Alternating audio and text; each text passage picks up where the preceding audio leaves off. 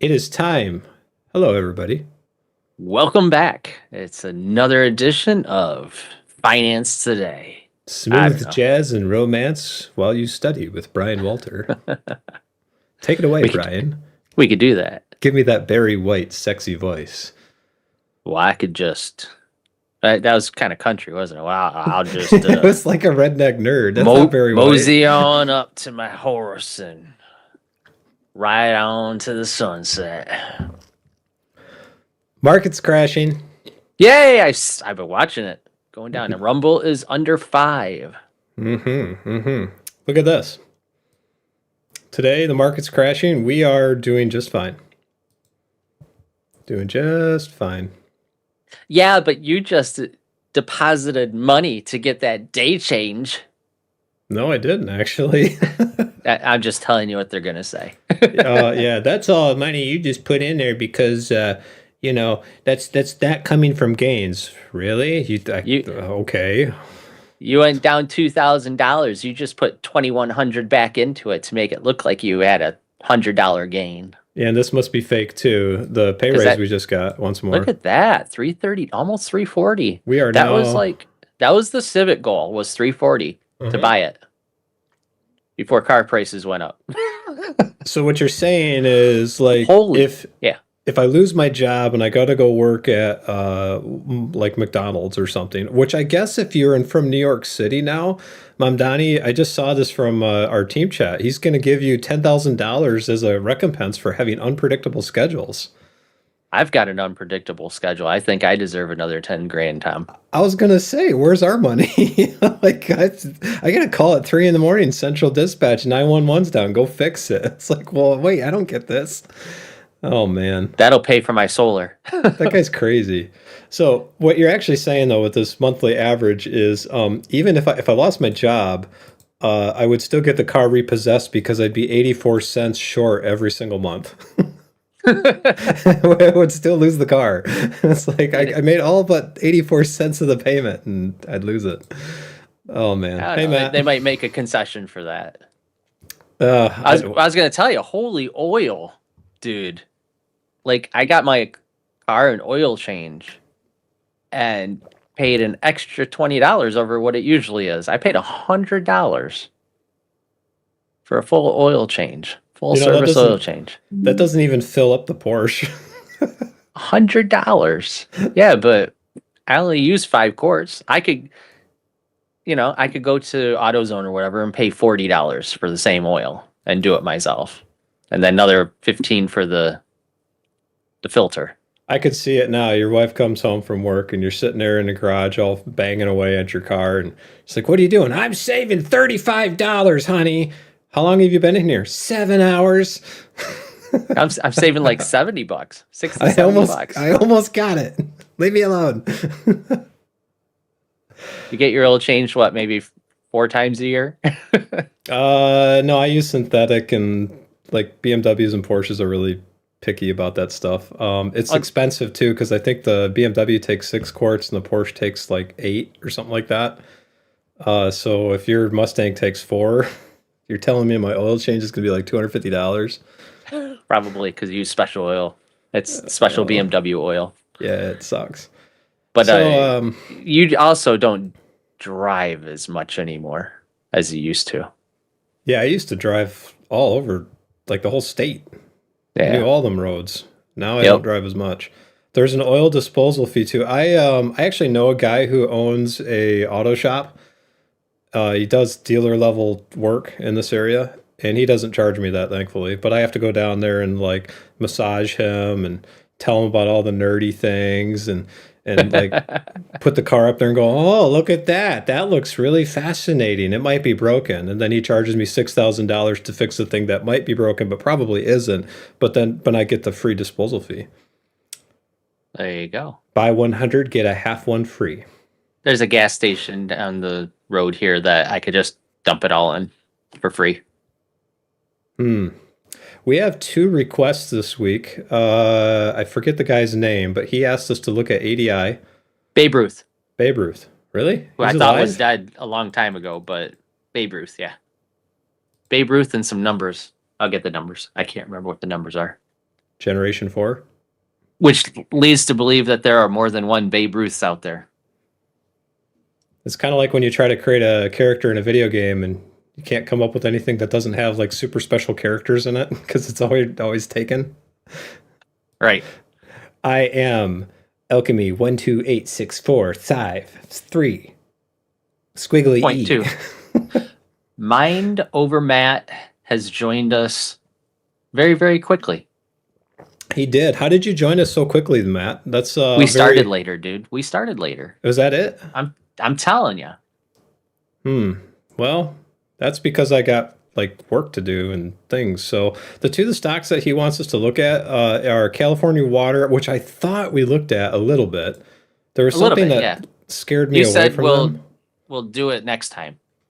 Yeah, we'll and then fix it in post. Forgot. Yeah, we'll fix it. You can't fix me in post. This is, and then the other one was Analog Devices Incorporated. All right, Babe Ruth 2863. I'm not gonna lie. I like the name Analog Devices. They could be the most high-tech AI robotic company on the planet, and then you got this steampunk company next door that makes like gears and clocks and old watches. I don't think that's what these guys do. Andromeda Azekco Spotify. Yeah, we're not gonna go do that. We're not gonna do that? No. Why not? Could stream on that. All right, so here's where we're at. I got a really cool article. There's two things that I want people to see today. There's the U.S. Treasury just declared the U.S. insolvent, and the media missed it, coming from Yahoo Finance, which is media. So I'm not sure how that applies, but it actually came from Fortune, but Fortune paywalled us. So again, we found another source. We did. To be fair, to be fully transparent.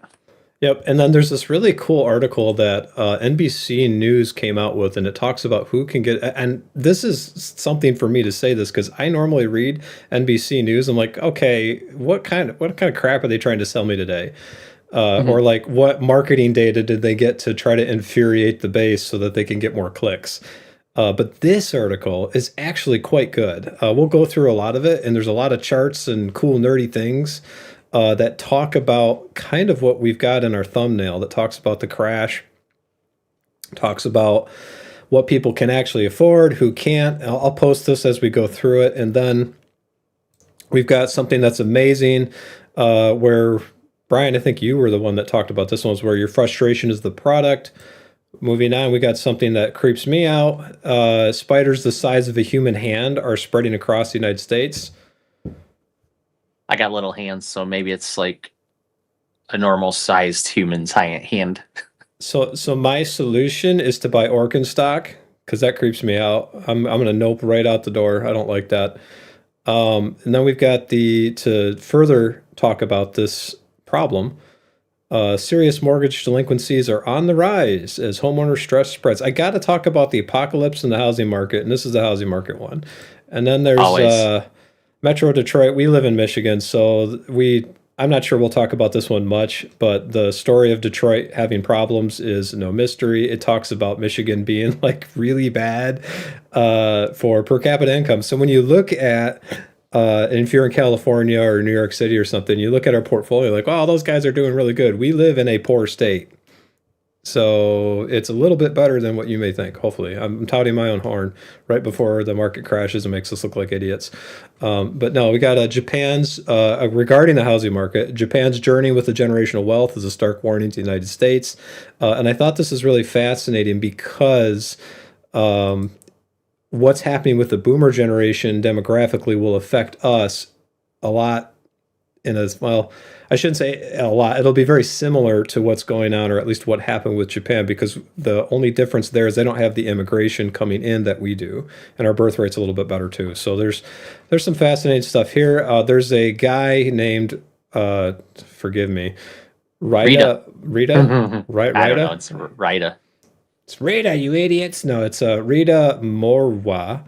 And he replaced his salary with dividend income from his portfolio. I kind of want to go through that and check to see what he's got. Then in here, this is a Seeking Alpha article. We have our portfolio tied to this, and I want to check to see how our profits are doing. And then we had Twitch up, which apparently that's working, so I'm going to close that.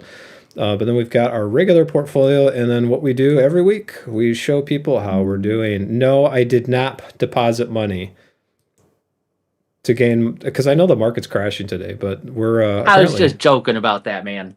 no, actually, you were right on the money, man. There's people that have actually called us out and said that, oh, you're only getting your gains from like putting money into it. So, what? Okay, that's why we knew that we wouldn't, like when we started the channel. It would take 5 years because it takes a long time to actually show that, like, yeah, you actually know what you're doing. You can't just like dump And money in and gain it tomorrow.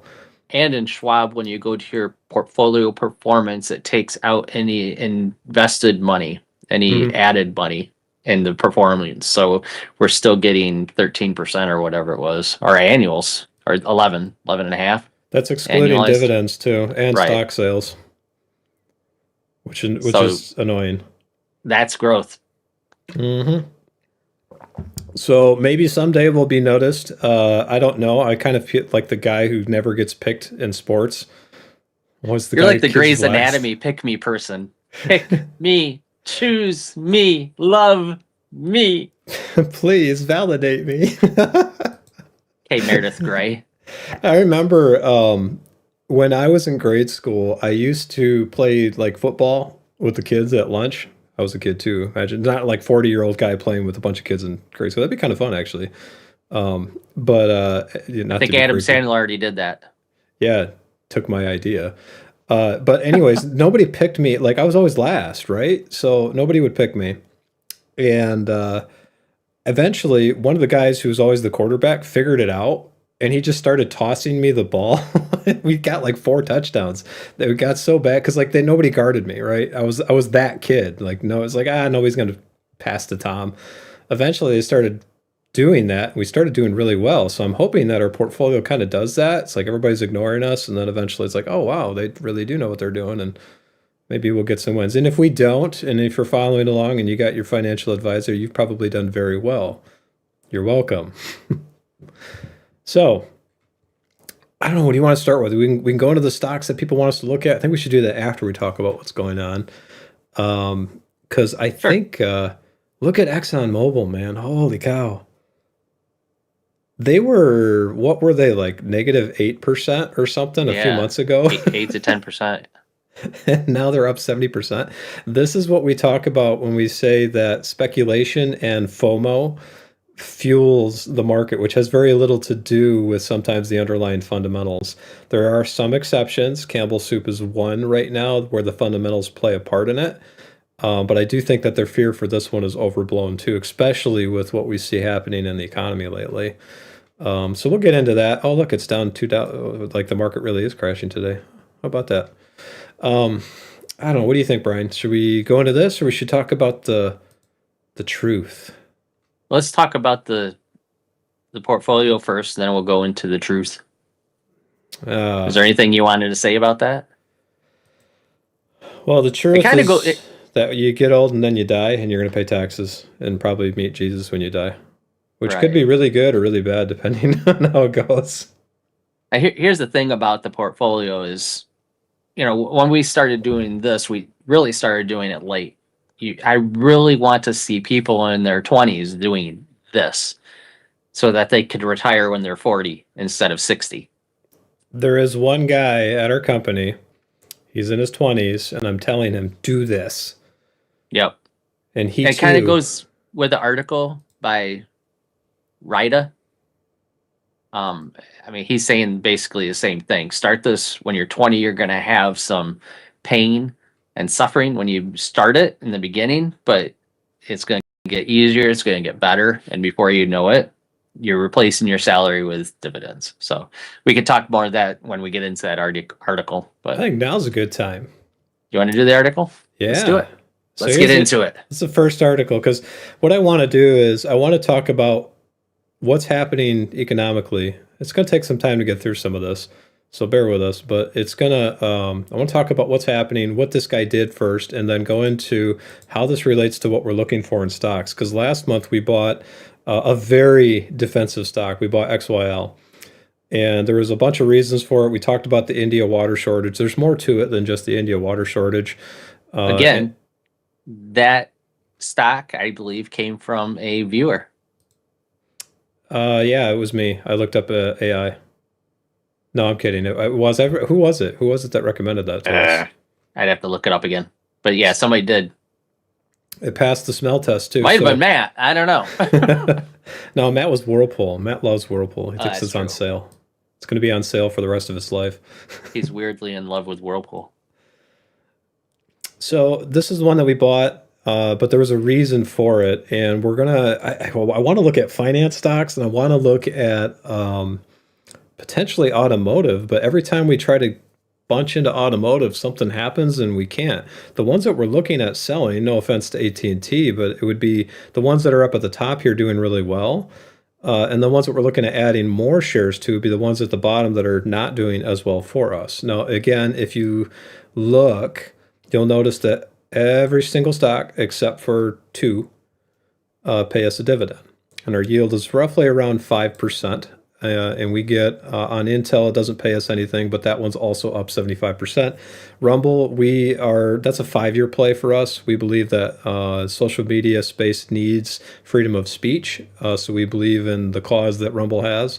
And then the other one here, the lowest paying dividend that we've got is XYL. That's a utility that's going to solve a lot of the water shortages, or at least we hope they will be well positioned to fix some of the water problems that are about to happen. So in the portfolio, we're trying to be, now that we've got a good foundation, we're trying to be a little bit philanthropic with some of the companies that we're purchasing.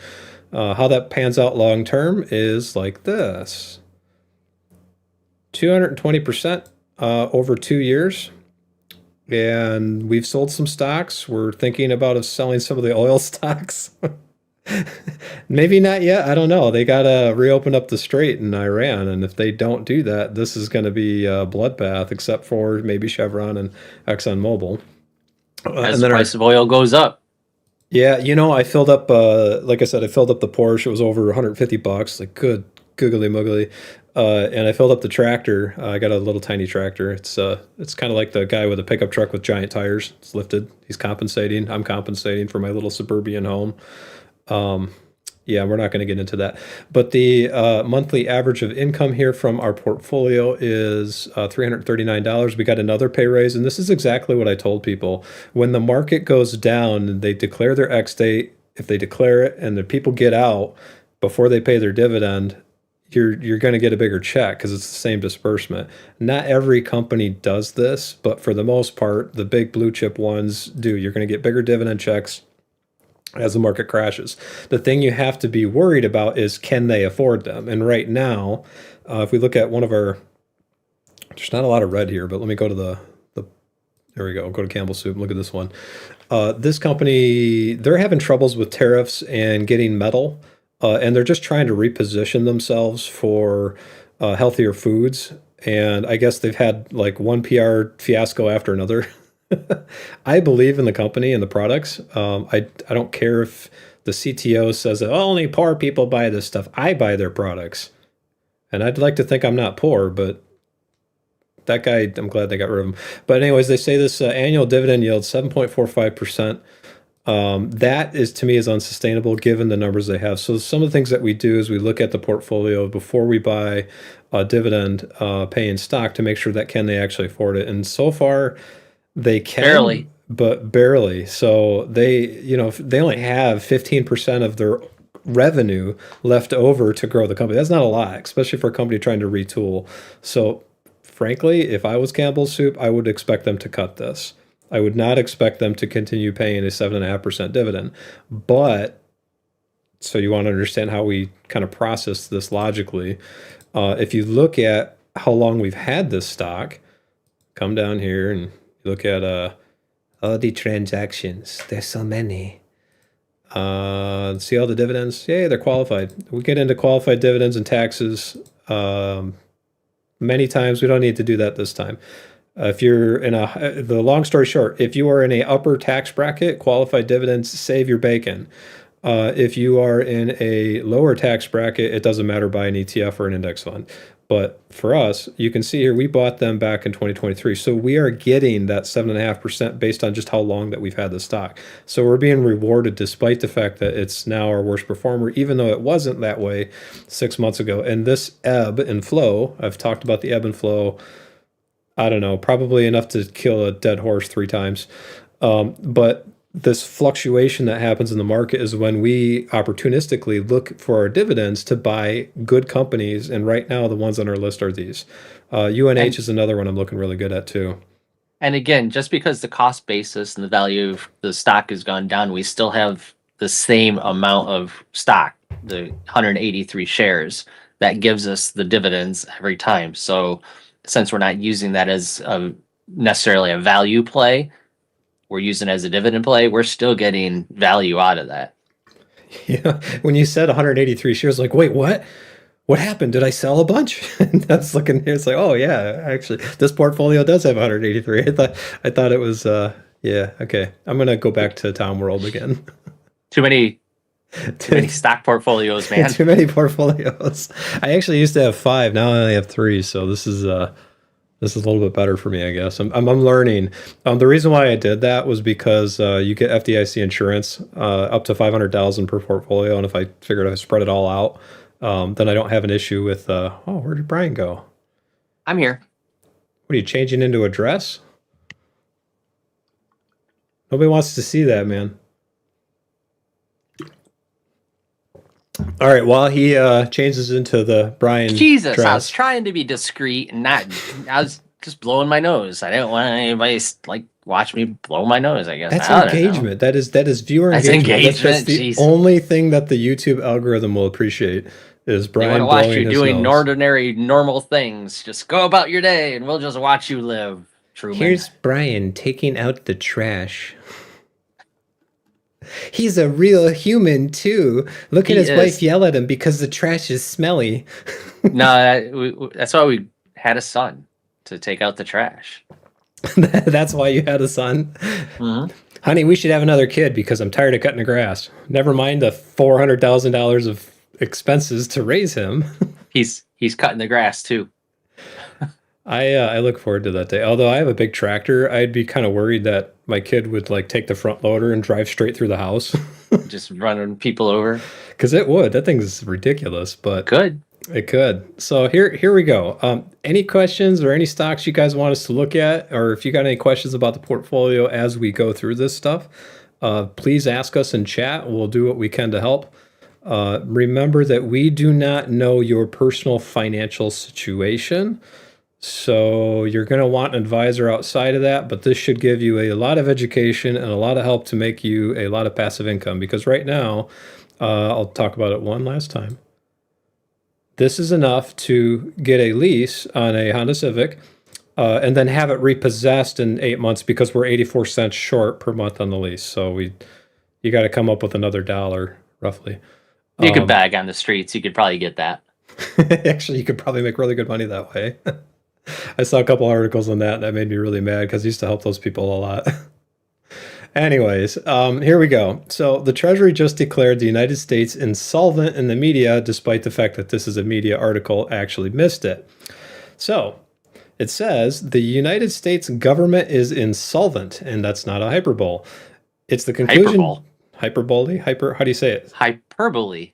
Oh, there you go. You are well listening. All right. It's the conclusion drawn directly from the Treasury Department's own consolidated financial statements for fiscal year 2025, released last week to near total media silence. I can't imagine why. The numbers, 6.06 trillion in total assets against 47.78, good Lord, 78 trillion in total liabilities of September 30th, 2025. If you don't know what those two numbers are, the assets are like stuff that you own. The liabilities are stuff that you have to pay against those assets. Like these are your bills, right? Your electric bill, your mortgage, your whatever. We have $48 trillion in liabilities. So when you see the United States debt number, you can't just sell like the White House. I mean, I guess you could, but Good. who would buy it? For 6 trillion. Elon Musk would buy it.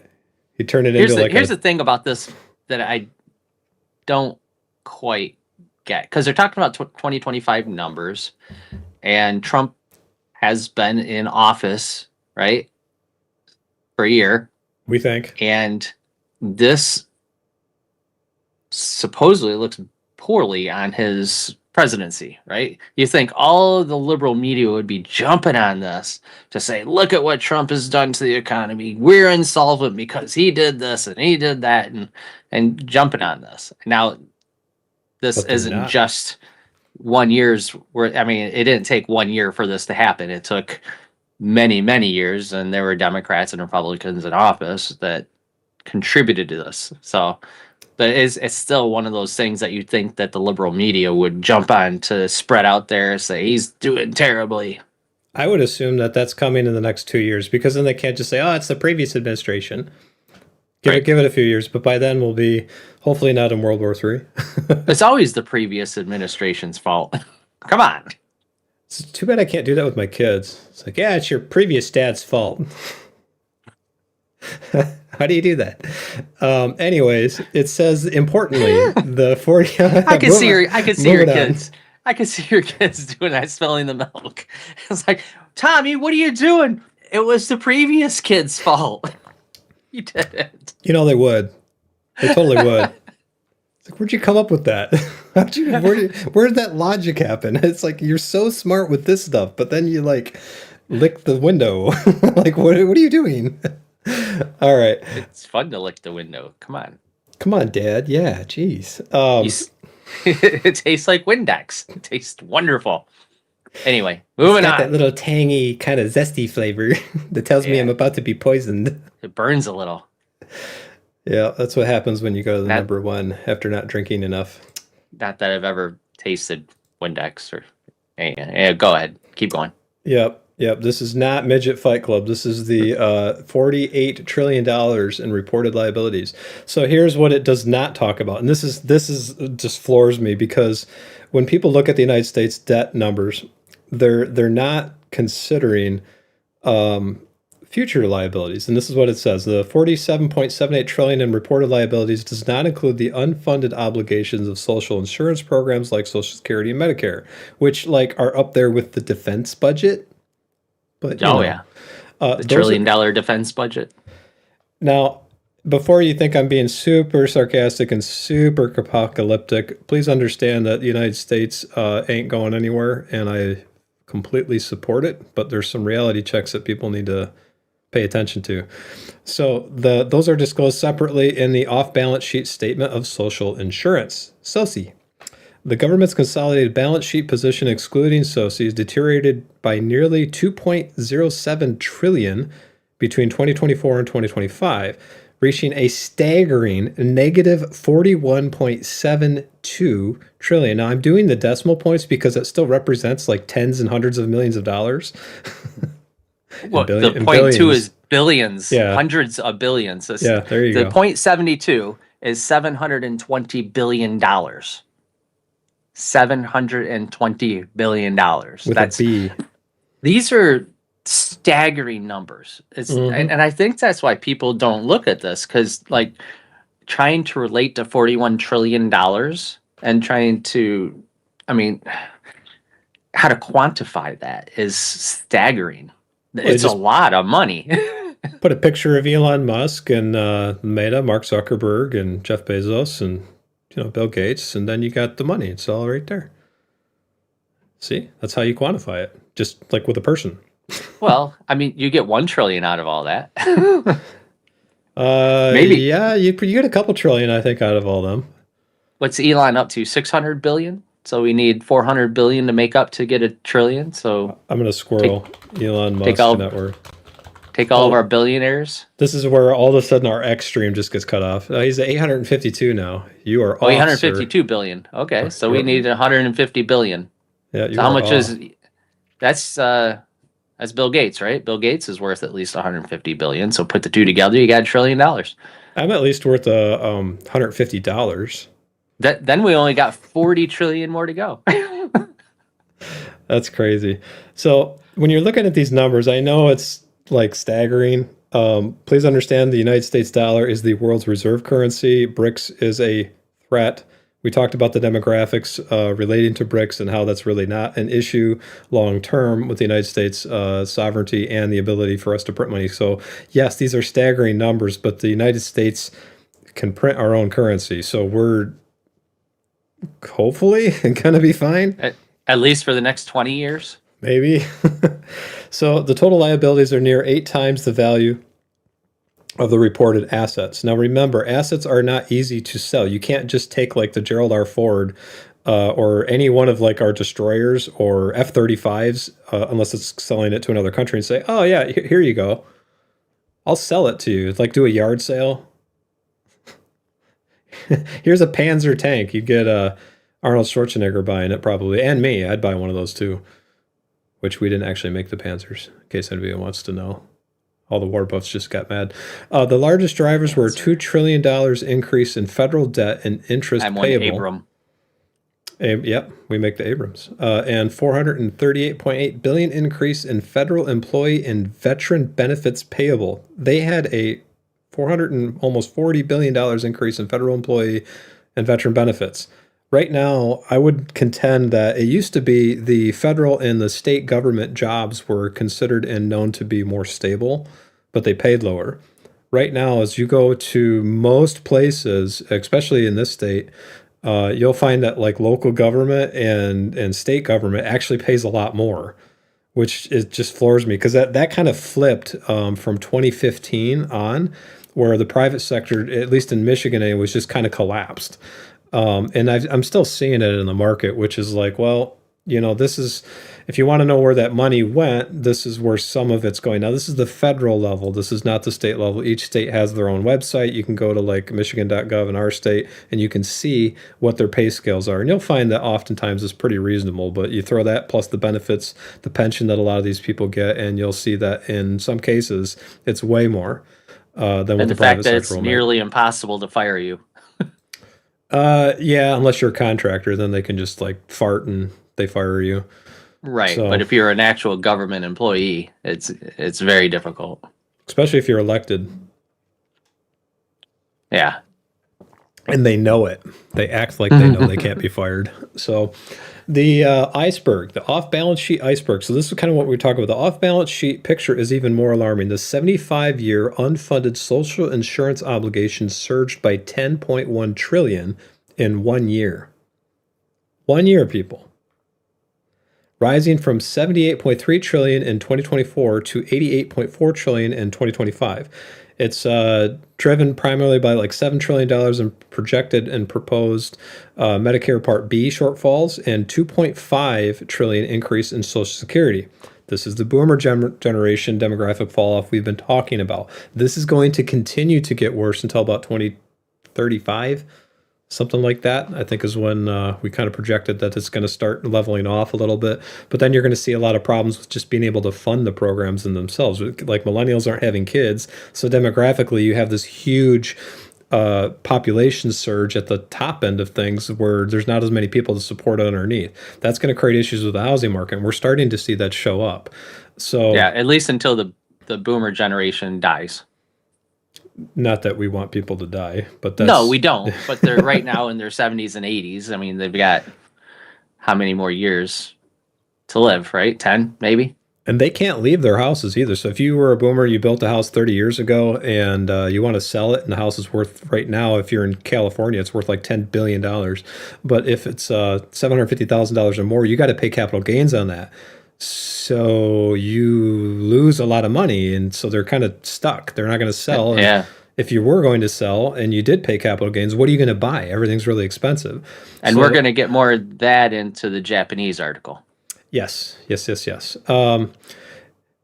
Brian read my articles. I'm so happy. Don't get ahead of yourself, Tom. Oh, fine. So the Keep you on track. 88.4 trillion 75-year off-balance sheet obligations were added to 47.8 trillion in official balance sheet liabilities. Total federal obligations would now exceed, so this is the actual number, 136.2 trillion. So whenever I talk to somebody about the debt and they're like, "Oh yeah, it's maybe I think they heard it was 38 trillion." I was like, "No. No, it's this number. That's what we That's have to a fund." 100 trillion more. It's actually you got to add a few zeros. It's not what you think it is. So it's 5 times the United States annual GDP. Now, if you don't know what the GDP is, that is every man, woman, child, canary, streamer, Dogs and cats living together, dogs. Yeah, it's everything everybody put together produces in the whole. aka the gross domestic product. Yeah. They're going to be an inflation problem. So if you have money in a bank account or a CD, you're going to get destroyed by inflation eventually. Year over year, yeah, Kind of like definitely. the sex driving of an old man. You get there eventually, They someday. got pills for that now, man. And then you get there really fast and you don't ever leave. It's like it won't turn off. Anyways, If it's been more than 4 hours, seek medical advice. mhm. Go to the emergency room. The Government Accountability Office issued a disclaimer of opinion on the United States government's fiscal year 2025 financial statements of the 29th consecutive year it has been unable to determine. So don't blame Trump. This is 29 consecutive years. It has been unable to determine whether the statements are fairly presented. That's crazy. How do you do that? Like, I, how do you do that? they're like meteorologists of the finance world. You could just, I don't know. I think it's gonna be Nobody cloudy. Nobody in the private sector is allowed to do that. If you get like $10 off on your IRS statement, you get some guy with a gun knocking on your door saying your report is wrong. You need to refile your taxes. The federal government, 29 years in a row, hasn't been able to figure that out. So they Well, they continue. say, oh, it's not my problem. The Department of Defense and has a bunch of black box things that they won't let us see. There's a bunch. There's $1 trillion just missing. This is why you saw Elon Musk standing up on stage with a chainsaw saying we need to cut this stuff. He's Yep, not wrong. His approach was probably could have been better. a little too drastic. Kind of like my jokes, they could have been better. They could have done all that in the background and just had it happen, and nobody would be the wiser. No, I think Like, the media was pissed off because he sponsored that campaign basically with 100 million. So they're like, we're going to get him. And they did. But he kind of does it to himself. You stick your he's neck got a lot of out. money to just throw around, right? He sponsors things just like Anthropic, Right. Anthropic, they wouldn't be a thing without Elon's money. They would not. There's a lot of He just that. he got a people in a room and say, "Hey, here's some money. Go make this thing. You want There's to a make this thing, right? Go do it."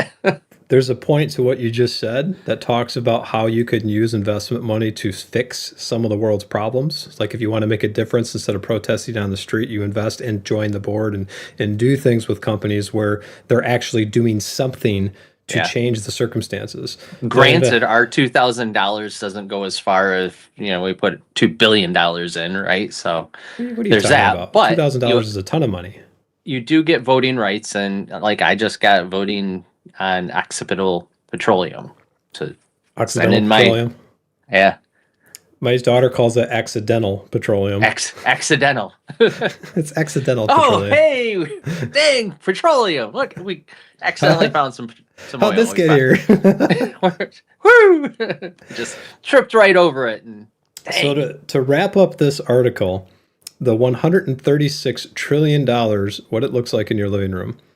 So they say not only has the financial press ignored the consolidated financial statements, but most members of Congress and members of the general public will not read the consolidated financial statements. No freaking wonder why. They're over 100 pages long. Nobody's going to sit there and be like, oh, hang on, boss. I have to read the Beige Book report from the Fed and then see what the U.S. Treasury has to say about their financial situation. The reports are ridiculous. It's like an entire book. So, yeah, nobody's going to read it. That's a gong show statement. If that's The not bad people who enough, wrote it don't read it. yeah, dude, we have to pass it before we can know what's in it.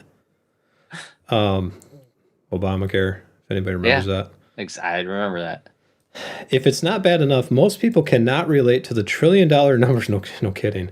In the financial statements. Therefore, it is appropriate to translate them into terms most people will understand. So, because they cannot relate to $1 trillion figures in a government ledger, so consider this: every number divided by 100 million, drop 8 zeros, and federal finances look like a house budget in free fall.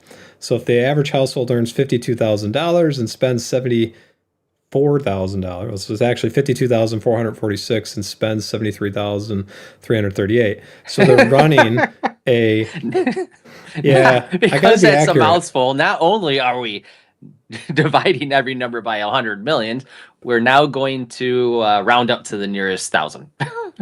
Yeah, so basically what this is saying, so the household earns 50,000 bucks and they're spending over $70,000. So they're running a $21,000 deficit. So if you had like every single month you had $6,000 of expenses and you only made $4,000 of income. That's basically what it's talking about. It's not quite there. But the total liabilities and unfunded promises amount to, in the same household, $1.4 million. 1.3 million. Can you imagine that? Against 60. Never, Against 61,000 in asset. you would never get there. You would never get there. You would. It's like paying off a student loan. You for the next 30 years, you will be paying for your education. And it doesn't matter unless you're a doctor or a lawyer. And even some doctors now, you're never going to pay it off. You're just constantly like beholden to the university you went to, and you can't go bankrupt on that either. It's not Right. absolvable. 1.3 million in debt. I mean, think about that. This is what I want to talk to people. So if you're getting anything from the whole stream so far, this is something you need to pay attention to. This is the state of the United States government's financial balance sheet. This is why bonds are kind of having some issues in the foreign government. Now, granted, the United States compared to other countries is doing amazing. So if this is our situation, imagine China's ghost cities. Imagine India's issues. Like there's big problems going around. Venezuela, The effects, yeah, Venezuela. they got what, 70% inflation now? I mean, it was like 1,000% a couple years ago, 10,000% inflation. It was just astronomical. Yeah, that's good for Venezuela. So right now we're 40% deficit on what we make. We have 10 times what we make, and you can see it right here in liabilities. And the only way out of it, honestly, is the Fed to maintain a level of interest and inflation between 1% and 3%. That makes existing liabilities worth less as time goes on. This is why if you do not invest, you will never get ahead. It will never happen.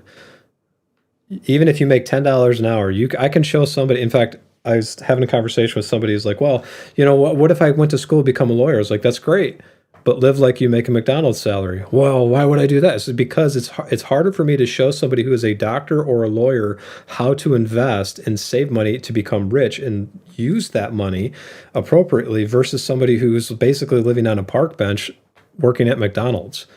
They understand living with like out anything. People who have this stuff, they think, well, I need that BMW. Yeah. You know, I gotta really need I that. got to keep up the appearance of a lawyer, right? Otherwise, Yeah. nobody's. Why do you don't want a lawyer driving around in a beat up Pinto, right? Right. And I Then you wish start questioning how good are they? They can't even afford a nice car. I'm a brain surgeon. What do you drive? A Geo Metro? You're gonna look at them like, what? So when you look at finances, the United States is not going anywhere. In fact, I would think it'd be stupid, regardless of who's in charge in the White House, to bet against the United States. But financially, if you want to get ahead, you have to bring in investments, even if it's $10, even if it's like $100, that supersede this reality right here. If you don't do that, you will never get there. It's not going to happen. Yeah. Hate to be a jerk, but that's the way it is. I still like Warren Buffett's idea on how to control the spending, that you pass a law that they'll never pass. Maybe the American people forces them to pass it. That states that in any year of Congress, they cannot balance the budget They all get fired, and we have a special election to elect new Congress. I and like Senate. that. I like that too. I like Their that a lot. job is dependent on them balancing the budget. I don't see it happening. I'm with you though. I don't think they're going to do it. I like it. I like the idea. So the article continues. I'm not going to get into this because it's not part of the narrative that we're talking about today. But like I said, this is huge. Uh, Runaway inflation is going to be a problem, especially with the stuff going on with Iran and the oil market. I'm kind of surprised the EU isn't jumping into the fray a little bit more intensely because that's where a lot of that oil goes.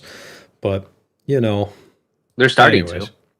So that said, part of the narrative, we've got this next article, and we'll get into a few stocks after this because we do talk about the housing market, and I'm kind of feeling like, well, we spent a lot of time on that. I'm not sure we should dig into the housing market again, beating that dead horse over and over and over again, which I'm really good at, by the way. This new article from NBC News, probably one of the best reports I've seen in a while from NBC. And I normally read their stuff and I look at it and go, man, they're definitely selling an agenda. They are. But And they are here too. yeah, they are. But it's good numbers. It's good things to know because remember we just said the average household earns. This is what they're earning. This is what relating to our federal balance sheet. This is what we're spending as a federal balance sheet, and we had to cut off the numbers by 100 million each.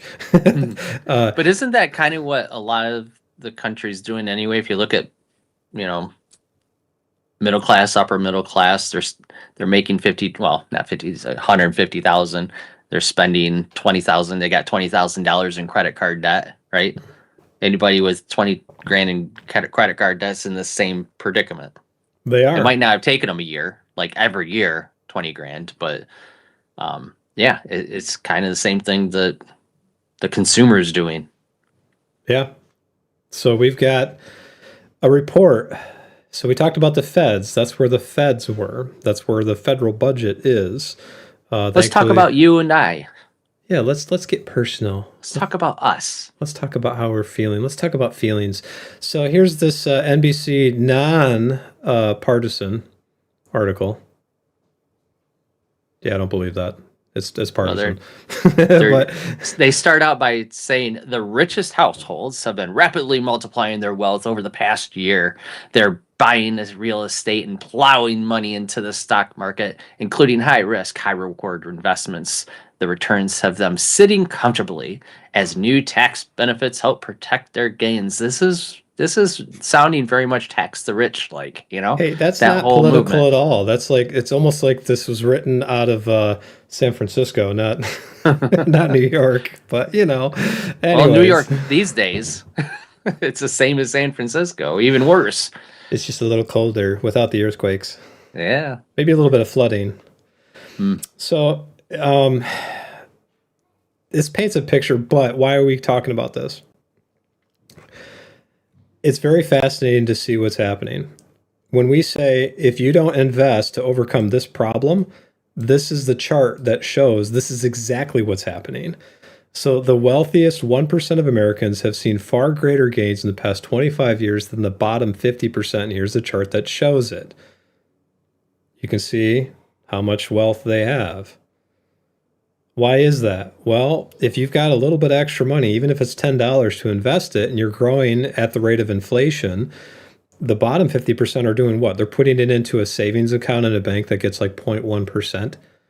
Right. In fact, there's somebody I know that's elected in the government in the state that does that for one of our customers.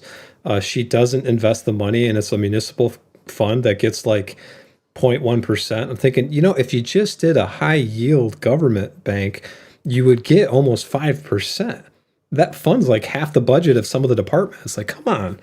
But anyways, I'm going to pull it out of my butt and render a guess that a very high percentage, or not all, of the 1% of the wealthiest Americans have either a financial advisor or do the financial advising themselves that take whatever percentage of money that they have to invest and invest in the stock market for them. So it's something that the lower middle class or the bottom 50% don't have, I because would those people cost money. I would contend that almost all of them have paid off homes and that they have Yep. almost no debt. And if it is debt, it's an investment leveraged debt. It's like a venture Right. capitalist debt. And you could probably call Dave Ramsey and talk to him. He'd probably tell you the same thing. Yeah, like most people who are millionaires have paid off homes. Hmm. But how did they get that? Well, most of them are self made too. So these people know something that most people don't know. They know that you need to make money work for you. So how have they grown their wealth? And has Brian, as you just said, by investing heavily in the stock market. It's almost like it's true. And this is where, so if you want to know why Brian and I don't ever buy the Magnificent Seven stocks, this is this is why. Why? Because we don't want the gains. No, because they've already had the gains. It's already happened. We missed the boat if unless it was like 5 years ago, which I was buying stocks 5 years ago. But I today, even had Nvidia stock back when it was like $34, but then you sold it because you had a $100. modest gain. I got him honest. I sold it. I had AMD when it was like $5, but I sold it. Don't See? do what we do. Stupid. Do what we say. No, I'm kidding. We're kidding. So here you go. The brighter gains. So here's the Magnificent Seven stock gains. This is the 401k portfolio. Please understand that 401ks are good. And the typical 401k portfolio, there's a lot of people that will raid their 401k in the event of a problem. So these balances are not accounting for some of that stuff. But keep in mind that you can invest into your 401k like $2,000 a month and not pay any taxes on it. That's like free money. So don't look at this green line and think, oh, I should have just bought the Magnificent Seven stocks. Like that's it's going to be different for everybody because these stocks, if you sell them, you're going to pay taxes on. You're not going to pay taxes on any of this stuff until you actually need it, Right. or you're 59 and a half. And then And take a for look at 401k, if you do need it, instead of taking a hardship from that, you could take a 50% of your 401k total worth out as a loan and then pay it back whatever the interest rate is for that year, and that interest goes back into it. It's going to, hinder the compound interest that you're going to get with your 401k, but if you absolutely need that money, it is there for you to get. unless AI takes your job and we all die. Okay. There's that. There is that. Just got to temper that expectation there. The cash savings. So take a look at this number here. This goes back to the municipal place that I talk about gets 0.1% interest. Cash savings, $1,100. Even a 401k is 50% more. The Magnificent Seven stocks have accounted for more than 50% of the stock market gains in the past 5 years. That is not normal. If you have one of those stocks, you better darn well make sure the earnings match the gains, or you better get out. That's my opinion, but I could be wrong. So we've got these gains. This talks about what happens with this. And then the next chart here talks about the declining dollar. So if you had $100 in 2021, it was only worth about $80 in 2026.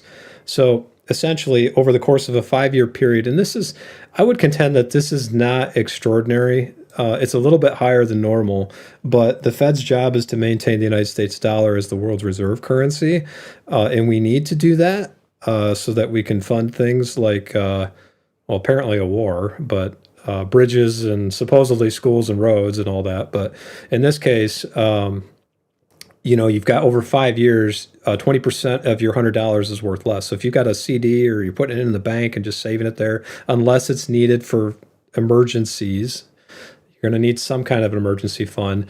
Your money is now worth less. So you got to do something with it. But take a look. I mean, look at these drops. This is 2012 to 2017.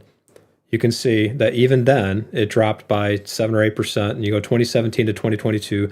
Why is it dropping and why is it increasing? Well, we just talked about that with all of this from this Yahoo article talking about what's happening with the Treasury deficit.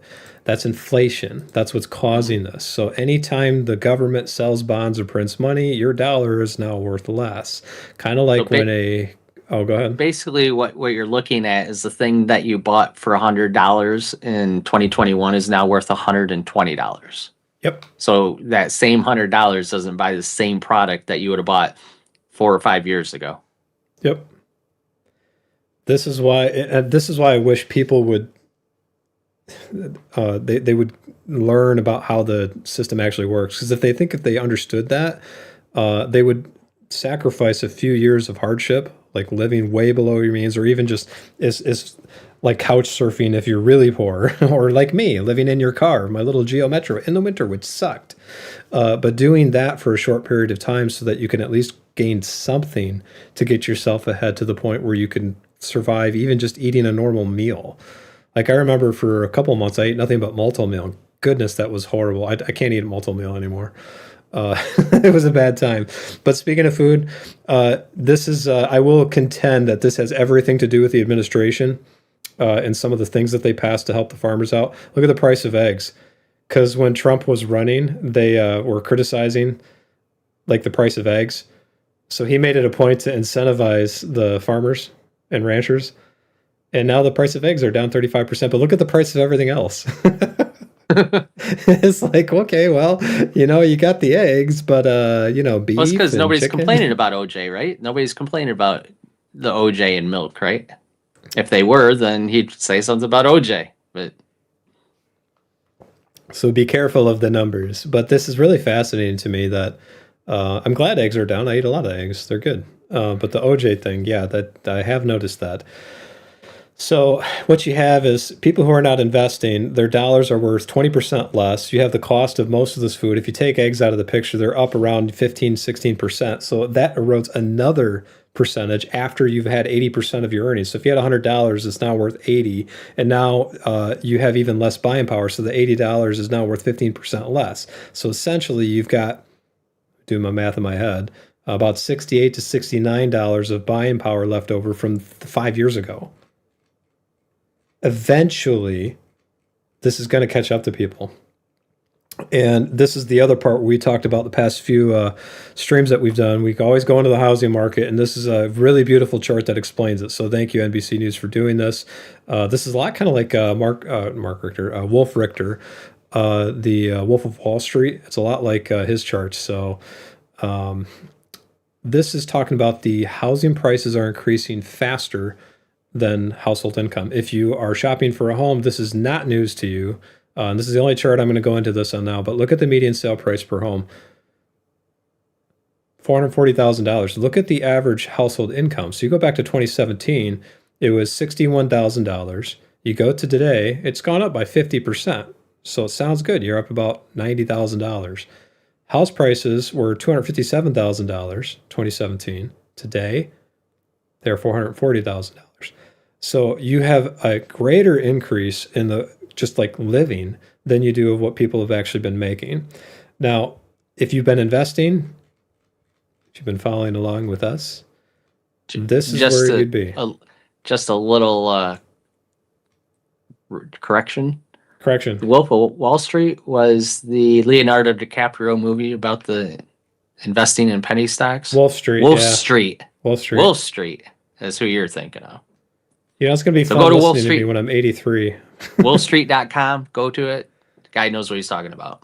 He does. I love watching the comments too. That's a free plug, Wolf. So here's your electric bill.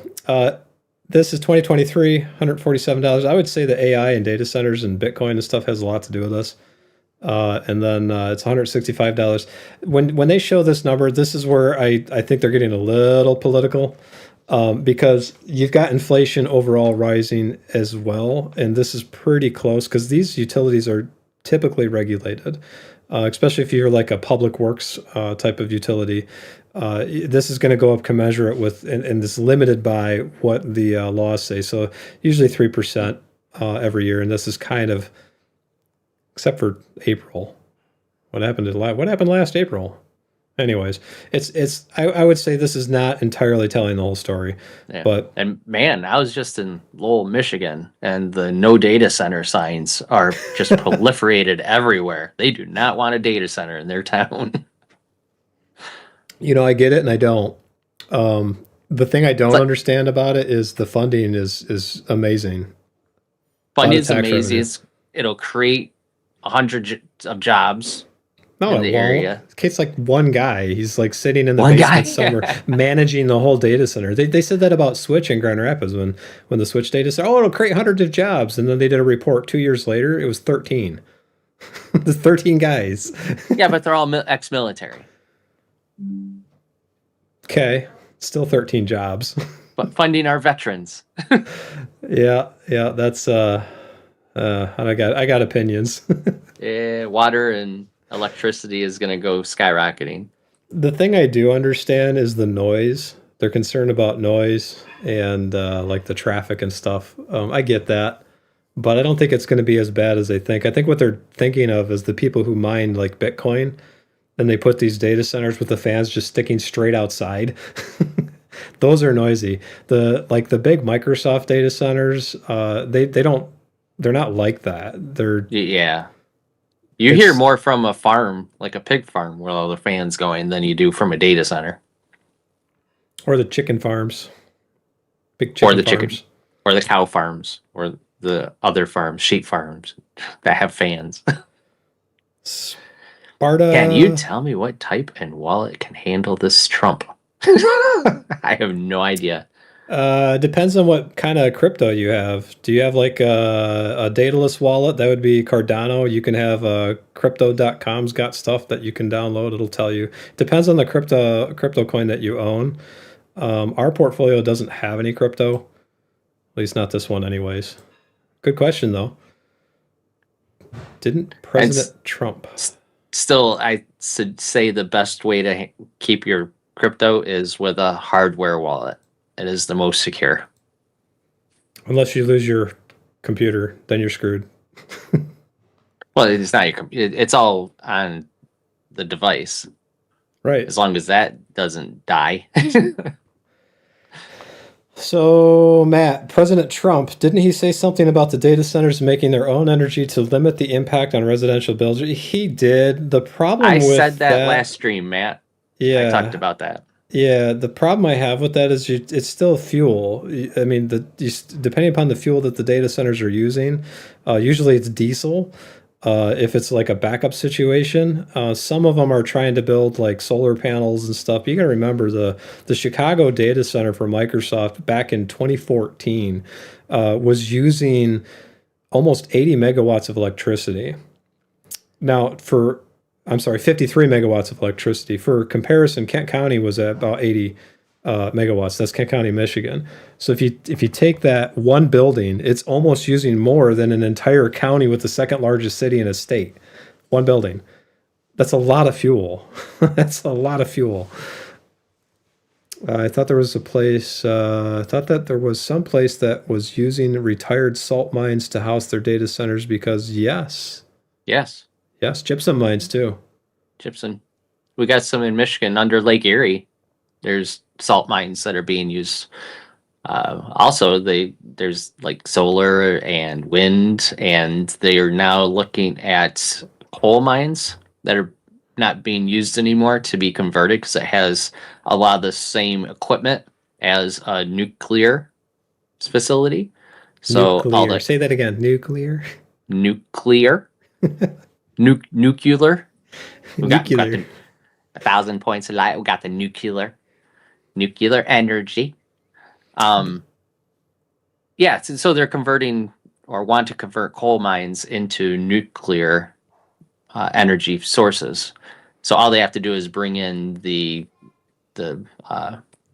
materials that the nuclear energy or nuclear plants need. But all the fans, all the generators, all the other stuff is the same. So it'd be a smaller generator than like your typical nuclear plant.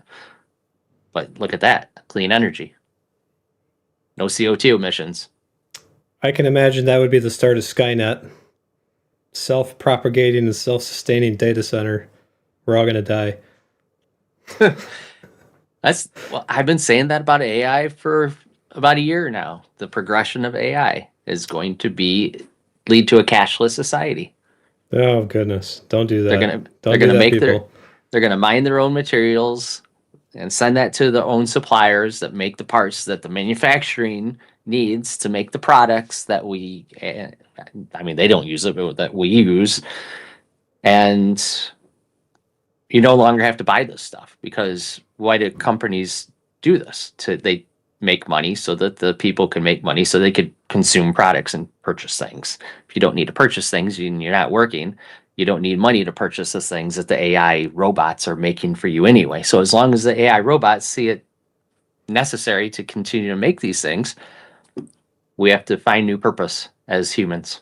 I like how you said as long as the AI robots see the need, like that they're, well, I think we'll make it today. Yeah.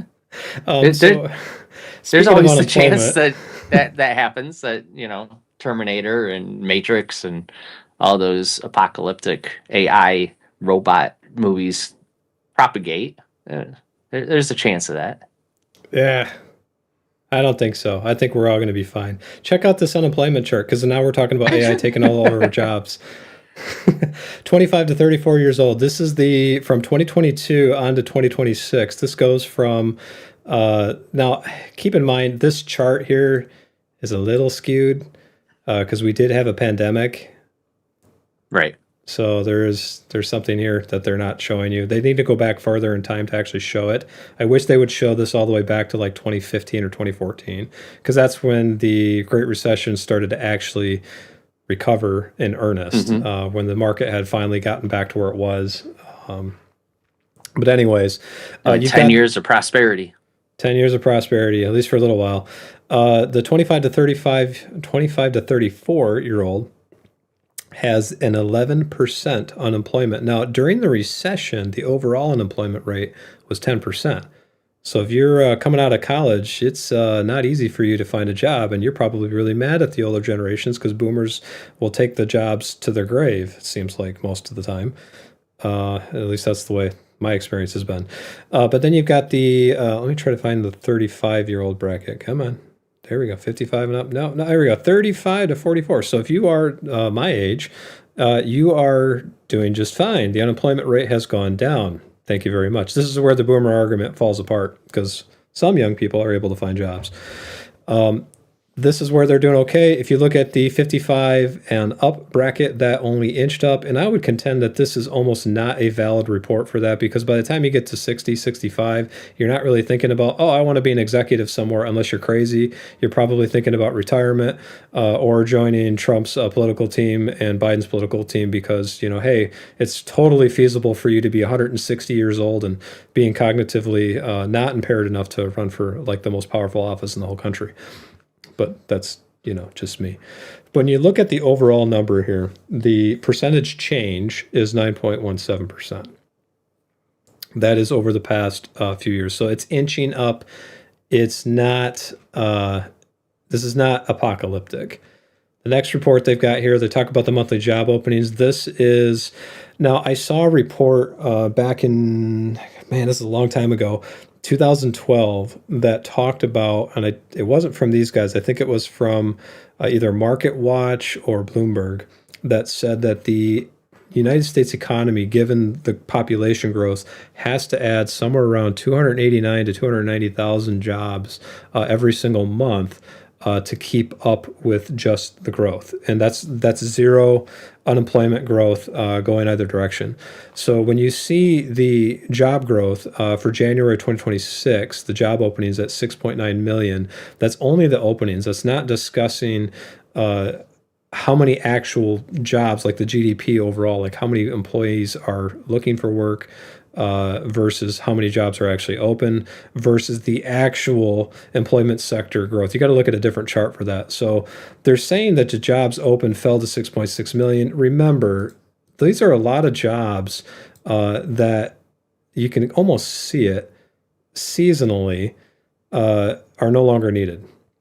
So the Christmas boom, you can kind of see it. They masked it pretty good, but keep in mind with these charts, the monthly job openings has to be coincided with the overall employment numbers. So this is just one facet of it, and so they ignore everything else and show you that it looks like it's going to all fall apart.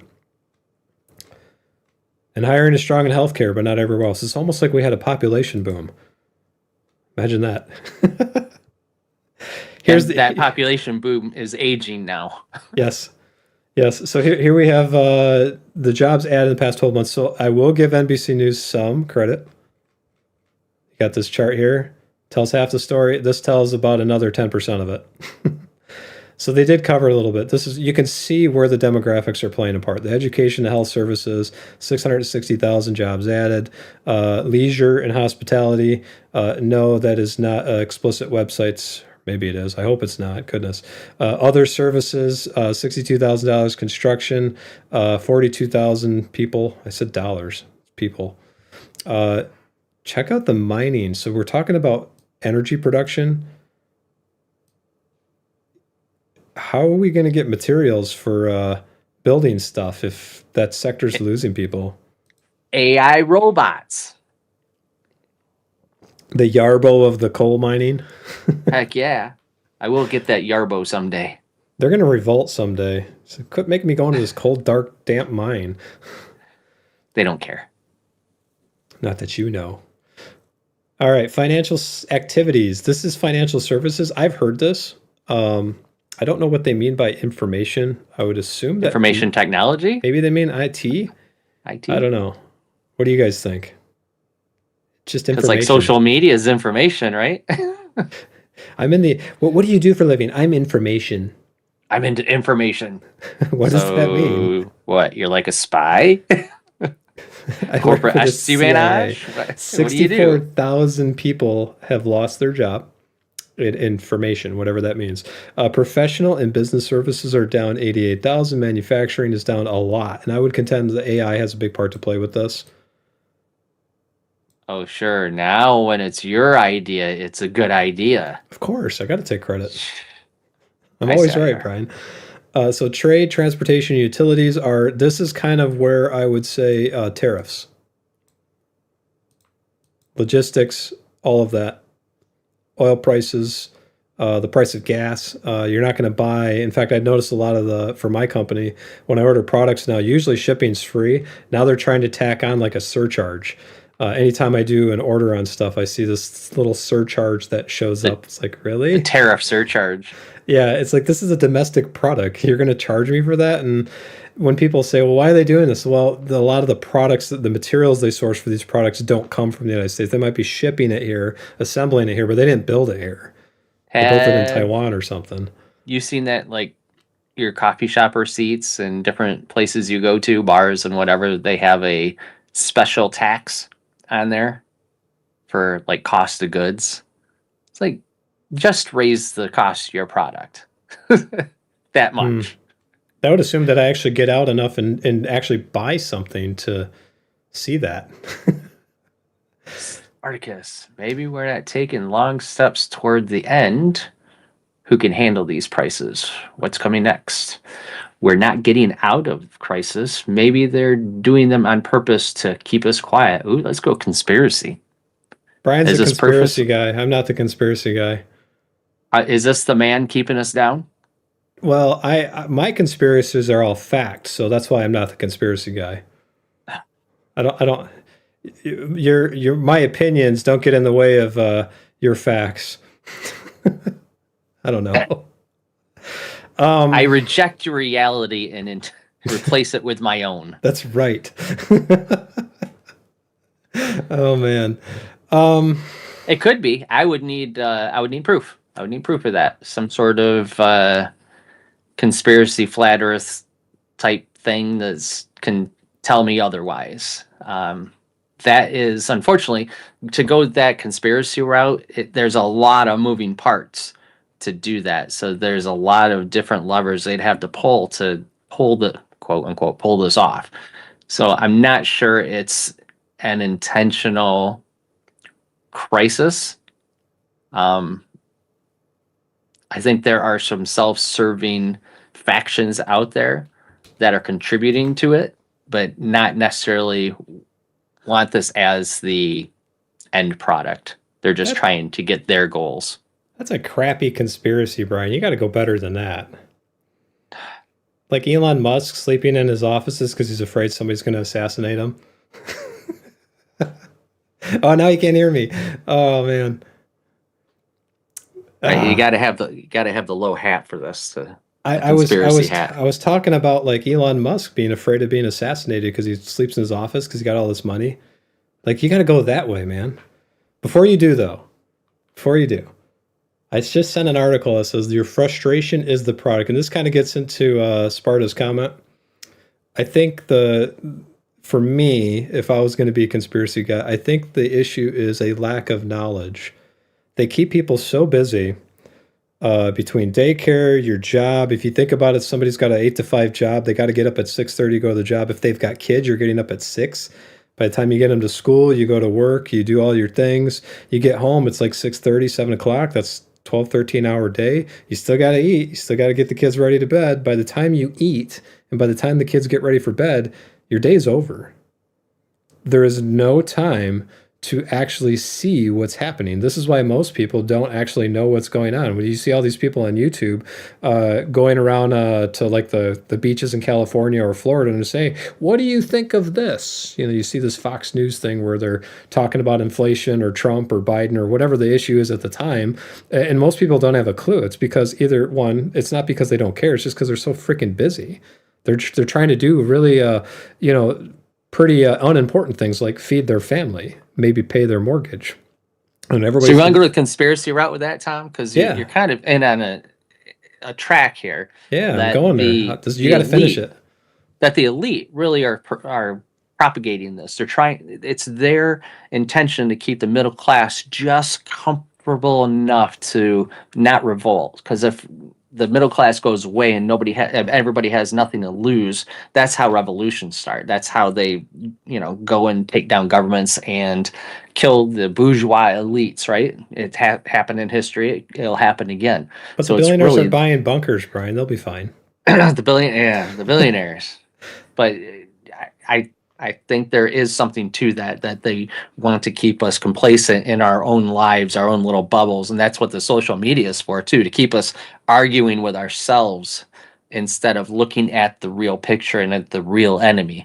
So that's kind of going to what you're saying, is to keep us busy in our own lives so we don't look around to see what's going on. It's the shadows on the wall theory. I would add to that a little bit. It's going to diverge from your opinion or fact, depending upon how far off you sit. That's fine. A little bit. What Well, I market would, manipulation has occurred in multiple times. Also, yeah, February 28th, someone predicted the strikes. This kind of thing makes market react more negatively than stable tracked that there's no loading issues. Yeah. Oh, yeah. When you're talking market manipulations, that's fact. yeah, That's that's not a happened. conspiracy. It'll happen again. Yeah. That's just an everyday fact of life We that you have to actually, deal with. well, how many streams ago was it? Like 3 streams ago, where we talked about That's J.P. silver. Morgan Chase they got slapped Yeah. on the wrist, and they still made like $9 billion in profit or something like that. Yeah. They paid this fee to the SEC because they were like manipulating the market, and then they still walked away with. Like, I mean, you got to pay this huge fee, right? Hundreds of millions of dollars, but these still made $9 billion. But yeah, they got charged 900 million. 900 million. They made 10 billion. They got charged 900 million. So they got 9 billion in profit. 9 billion. Nine Yeah. billion. That's a big And all they number. had to do was write a bunch of paper contracts for silver to artificially to flood the market and then take them all away. It didn't cost them anything to make the contract or take them away, but they were able to kill the silver price at the same time and make a ton of money. Brian, you gotta make a newsletter now. Matt's gonna make you busier. Ryan makes an interesting point about the elite. See, you used to say that about me all the time. It's an interesting point, Brian. That's a good I would point, subscribe Brian. to this. You want me to start an elite Brian, down with the Brian elites? Conspiracy Financial Newsletter.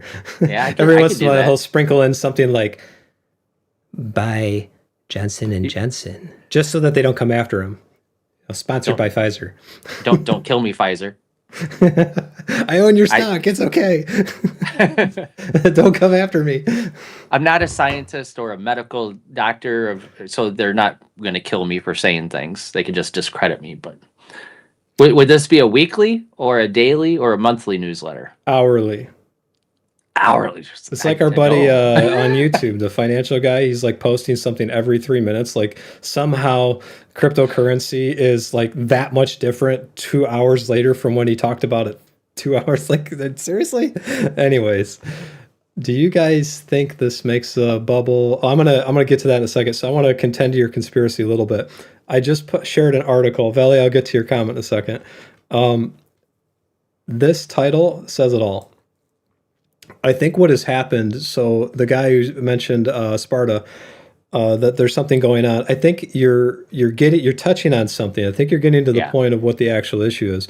Your frustration is the product, and this was unintentional. Like I don't know the people who are commenting, at least I don't think. I find out it's like my mom or my dad or something. It's like, oh hey, but no, the frustration is the product. So back in the 70s and 80s, in order for media companies to get paid, you had to watch. There was viewership numbers and advertisement dollars and revenue came in based on what your actual numbers were.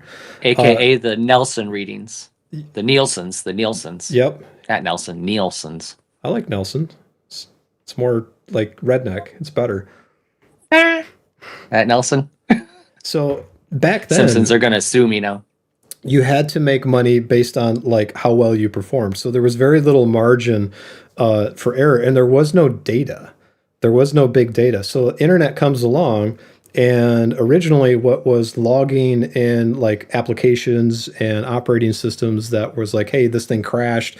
I need to figure out how to fix it, right? So Windows came out and you had these logs that would do it. They turned that into, we have these user IDs, your Apple ID, your Google ID, your Microsoft ID, your Facebook ID, that now also had logs. And they figured, well, we have all this data from how this person is using this app. How else can we like capitalize on it? So now you had this entire industry. Look at Meta. Look at YouTube. We're on YouTube right now. They have all this data about your account on your Android phone, your Meta. Samsung, Meta, Meta. Mimi, not meme. I'm It's gonna say it the wrong way. metadata. Metadata. Meta, Yep. it's not metadata. Meta. Metadata. It's the farmer's choice for your iPhone. No, that data started becoming a marketing tool. So your TV, I got this. You see these people like plowing over each other in Black Friday, chasing the great sale on the TV. What they don't realize is that TV has a login ID and a camera, so they can see what you click on, how long you watch something, what you're actually watching, when your eyes look away, when you get up, and when you walk away. And if you don't think it's happening, you haven't been paying attention, because it is happening. Now, to kind of add a little flair to what you're saying, Avenue Q. Do you know who those people are? The adult puppets. Like, No, yeah, I think I I've don't showed get you out. that before. They're very funny. Avenue Q. Go see them. They like on Broadway and stuff. But it's like Muppets for adults. But they had a song called "Internet is for Porn," which is kind of true. The internet was kind of taken over by the porn. The porn is like the forefront of technology when it comes to anything. But okay. what they missed, it's true. What they missed is it's not for porn. The internet is for data. It's to collect your data and sell your data. That's I would contend that the reason why they called it Q is because they couldn't call it P, the letter before it, because they can't say. Anyways, keep going. I'm sorry. Avenue Q. I don't know why it's Avenue Q, but it was funny. Imagine saying Oh, 'cause Avenue P. Well, it's because Sesame Street, right? Sesame Street, Avenue Q. But anyway, So with all this data that they're getting, I'm going to move on because it's going to go to a dark place soon. Otherwise, the data that they're getting. So back to the 1970s and how these people made their money, they have all this data. They're starting to market this data. They're trying to figure out like, okay, well, people started not watching the news, the nightly news with Tom Brokaw and all the other people. They started looking for the news on Facebook and X and Google. Go to Google News, MSN, Yahoo News, all these other places. So the sites that were traditional media, Instagram, TikTok. right? They weren't getting their money because their ratings were dropping. And now you've got all this data that tells people, hey, this is what I know about this person, what I think they might be interested in. So when you go to MSN.com or you go to Google, you're going to Yahoo, you're not actually getting the blanket white clean slate experience. You're getting the experience that they think you would be interested in. And this is why you constantly see articles that inflame the masses getting all of the clicks. That's how they get paid. They're not gonna. You're not gonna click on like some article about a retirement community nearby that had a little bake sale. You're gonna click on like the gender dysphoria stuff and all the things that are raging in our cultural wars right now. And that's how these people get paid. And these big companies have this data to be able to show you this stuff. It's carefully curated information, specifically created to keep your eyes on it, just like YouTube. Yep. So as far as like what's happening is this big data is creating these cliques and groups of people online that basically become giant echo chambers. You've got the very far left, that's this big exit of a crowd that only talks to themselves. And then you got the people on the right that only talks to themselves. And if you try to get outside of that bubble, the companies that are producing and curating the content, as Brian just said, don't get paid. Right. If you don't get paid like we are on this channel, which is, don't get me started. If you don't get paid, how long would you keep doing what you're doing?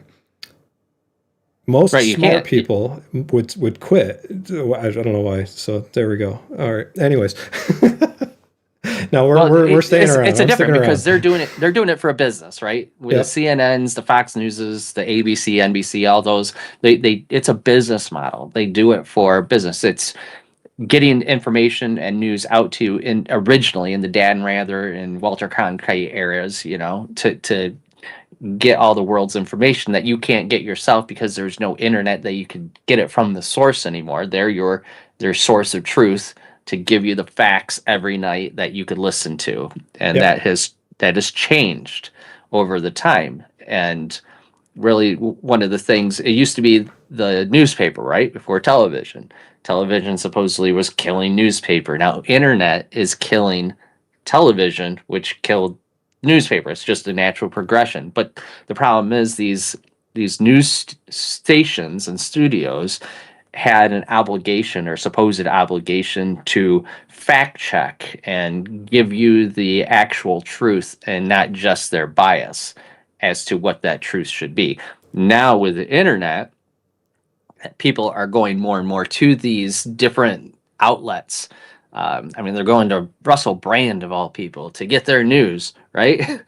Which isn't necessarily carefully scrutinized, fact-based information. Not saying that Russell Brand isn't telling the truth, but it's not that whole charge is not there anymore. So the ABCs and CNNs and Fox Newses have to keep up with that and get those eyes back. And they're fighting for the life like newspapers were. So they're doing the same thing that the internet does. The whole bias part, they're not even hiding their biases anymore. It's all out there. And that's one thing that Trump was trying to get rid of. It's like, good luck. Fox had his bias towards Trump. They're more for Trump, whereas CNN was against Trump. And you could go through all the news organizations and see what their biases were. And that's a problem. I got to close the door for the conspiracy part of it and then open the window because apparently I'm full of a lot of hot air. But keep going. I want to add to that. Keep going. You can do it. Anyway, the problem with the bias is you're not getting the facts anymore.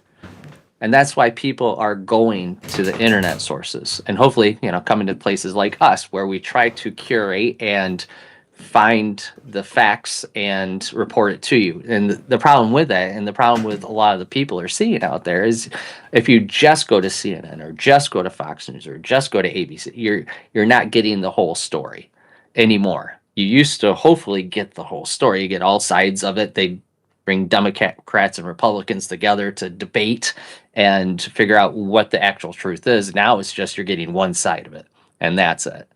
There's an additional point. I want you to finish, but keep going. I don't know. That's it? Brian's done? Okay, here's Tom's conspiracy. You interrupted me because you knew I'd lose I my knew I would train derail of you. thought. Eventually I'd lose it. So go ahead. What's your point?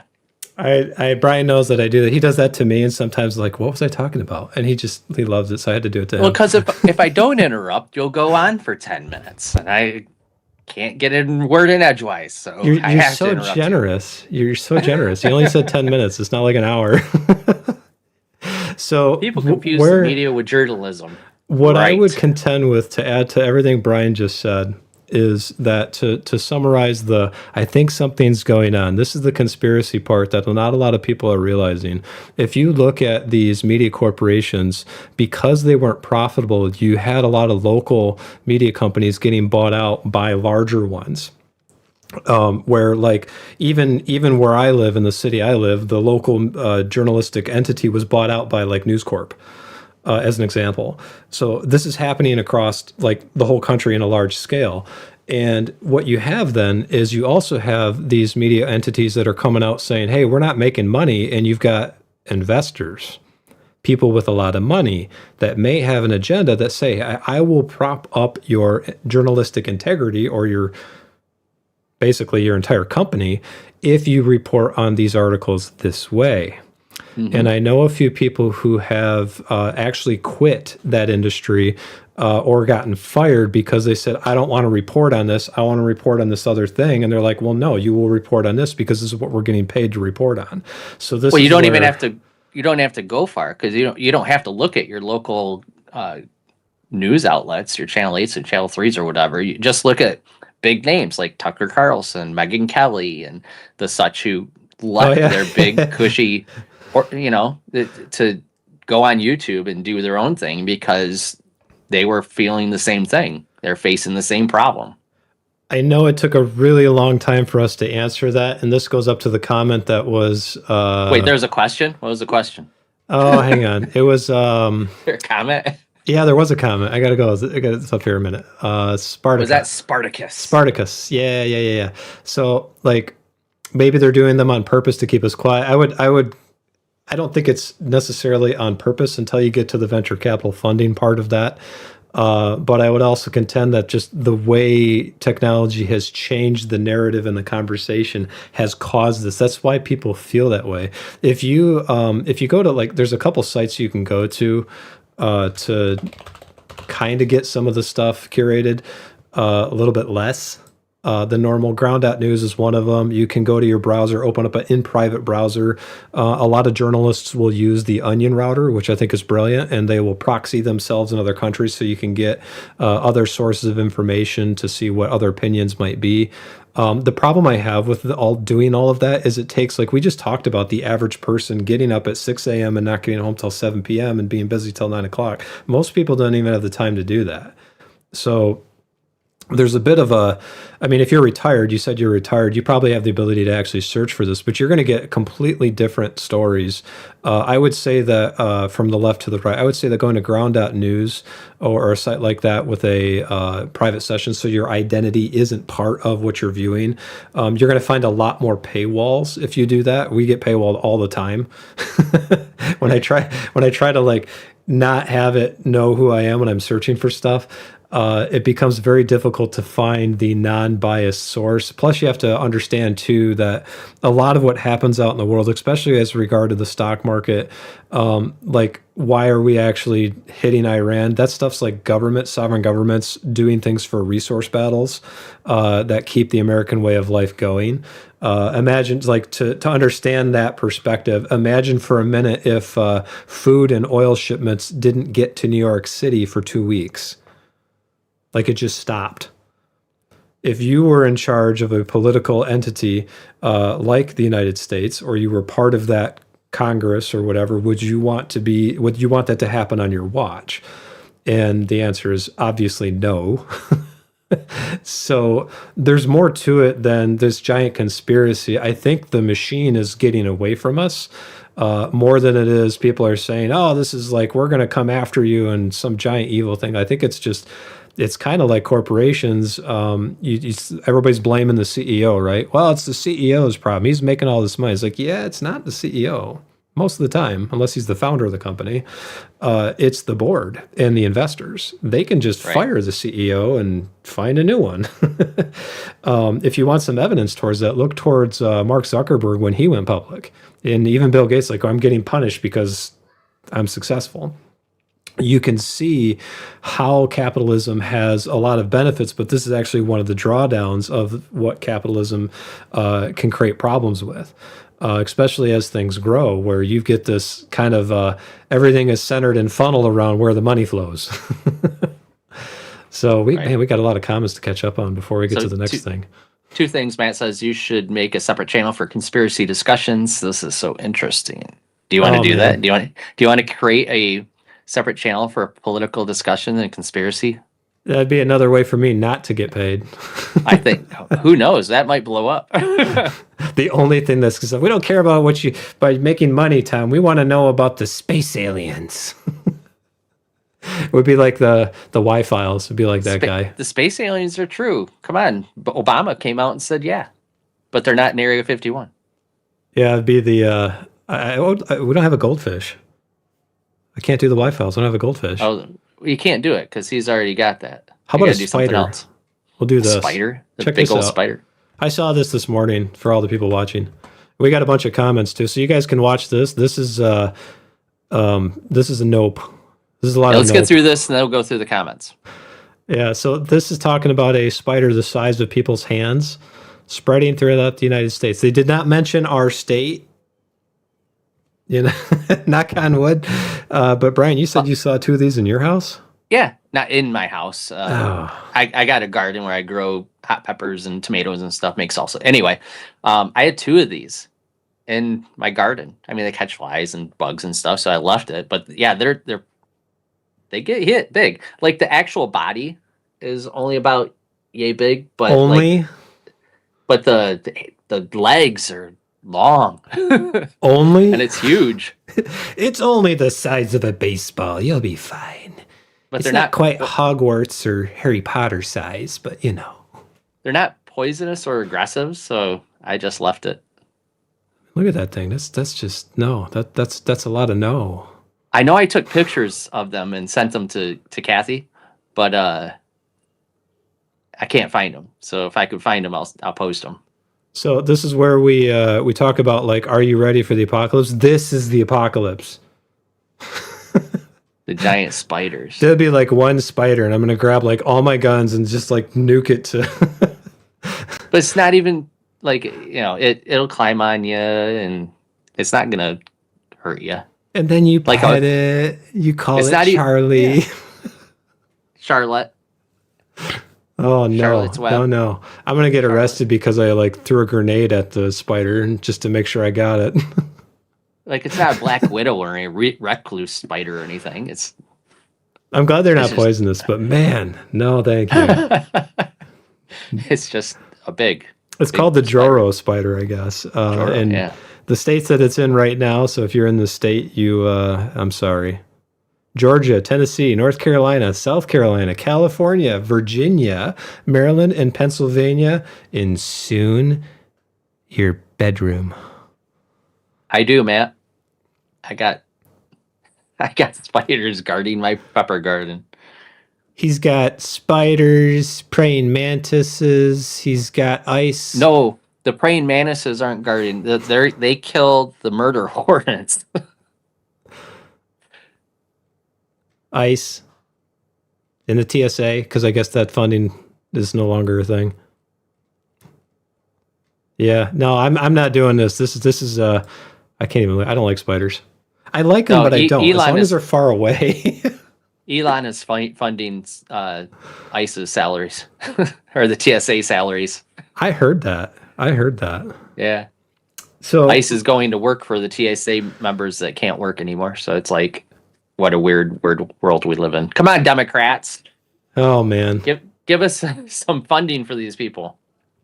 All right, so we got to go back to Vele's comment, market manipulation. I have to hit the bathroom real quick because we just talked about spiders, and I got to cower and cry in the corner a little bit. Can you Okay. read the comments, and I will come back? All right, let's I'll go be right back. up to Spartacus. I'm retired. I see a little ahead, but I am not one for conspiracy. but I believe something is going on. And yeah, we kind of hit on that. We do also believe something is going on, but it's not like a Dr. Evil type, you know, moon-based type thing. It's more of a bunch of different factions kind of fighting with each other and working for their own goals. And we kind of get caught in the crosshairs, unfortunately. Let's see here. Market manipulation. Yes, market manipulation is a thing. We caught on that. So do you guys think this makes a bubble or crash more worse? Or even if we're not near the crash, this things makes people hesitant or scarce and scarcity for economy over global. Yeah, it makes the bubble crash worse, but over time, we still believe this isn't going to be a 2008 sudden 6-month crash where, you know, you lose 40% of your equity. It's going to be a multi-year downturn that you can actually plan on. You could do the things you need to do to navigate that type of crash. So yeah, we still believe this is a multi-year crash, or even a 1 to 2 year before recovery. And it depends on how we react to it as to what kind of recovery we get. Let's see here. Moving on. I'm back, by the way. I got a few more conspiracy theories while I was in the bathroom. That's where my best and brightest ideas come from. And as far as what companies that are not affected due to scarcity and the stock market, so can you guys explain how oil companies are stock profit from this scarcity, even though there's no impact involved? What I mean are some companies are not affected, but they rise the price to get more. So yeah, it depends on what is happening in the global economic scenario, right? If it's a war with Iran, oil prices get affected, right? If it's something else, maybe food and that type of product will be affected, or water, or whatever it is. So it's really dependent on the macroeconomics and microeconomics of what's happening at the time. So that's kind of what you're looking for when you're going into this type of scarcity. And I think Tom has a lot more you could say on that, but I'm trying to get through these.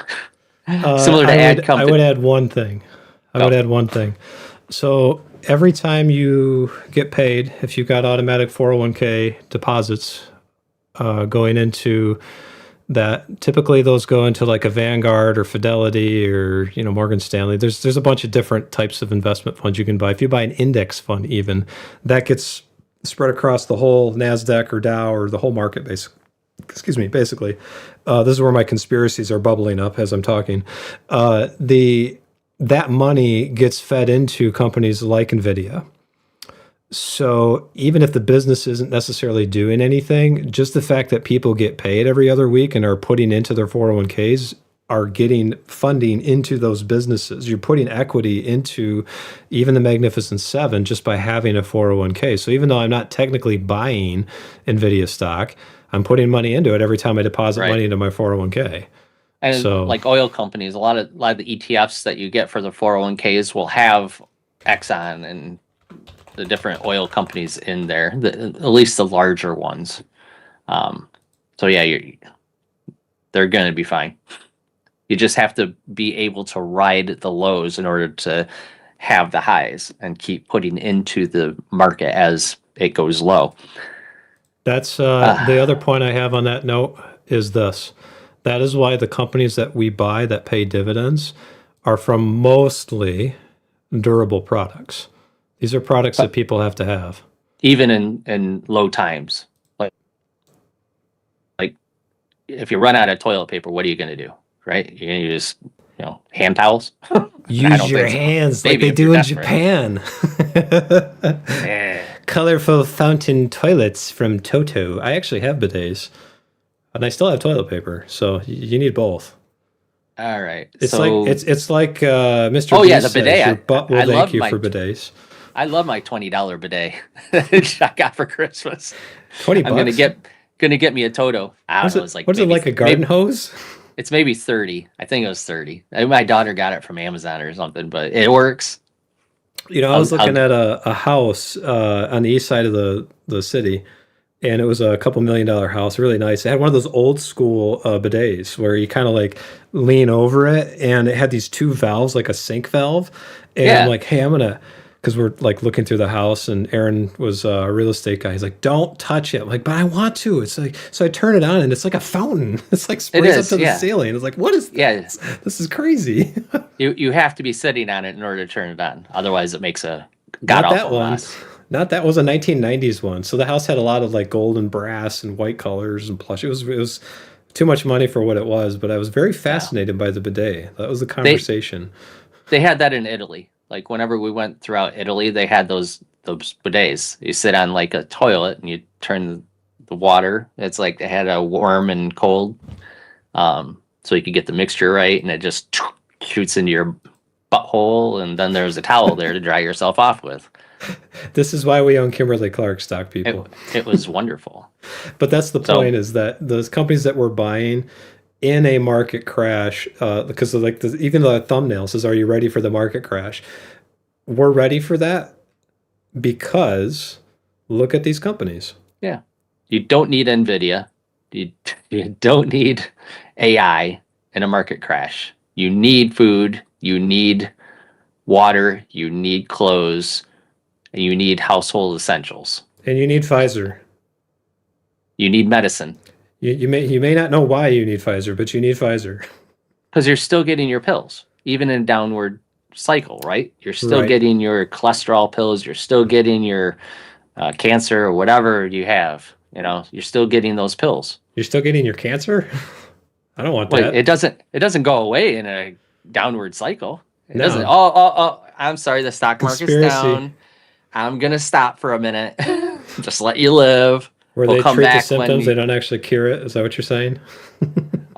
who was I telling? I think I was telling my father-in-law. It's like I'm almost convinced, like 98%, that they came out with a cure of cancer. Like one of these places, maybe Pfizer has it now because Upjohn created it along to whoever.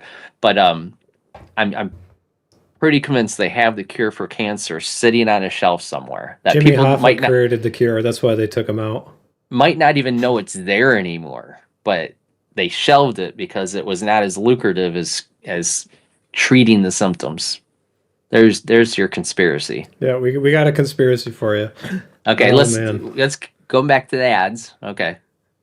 Veli said similar to ads companies who advocate mostly for the company who pays for the most profit over anything, and news manipulation scrutiny over viewers to promote agenda or hidden agenda or lies. And yes, this kind of goes what we're saying with Pfizer because everything's supported by Pfizer, right? Brought to you by Pfizer. So they're paying for the places that give the messages that they want to be heard, I don't think it's Like, businesses doing that as much as it is individual shareholders or people with an axe to grind.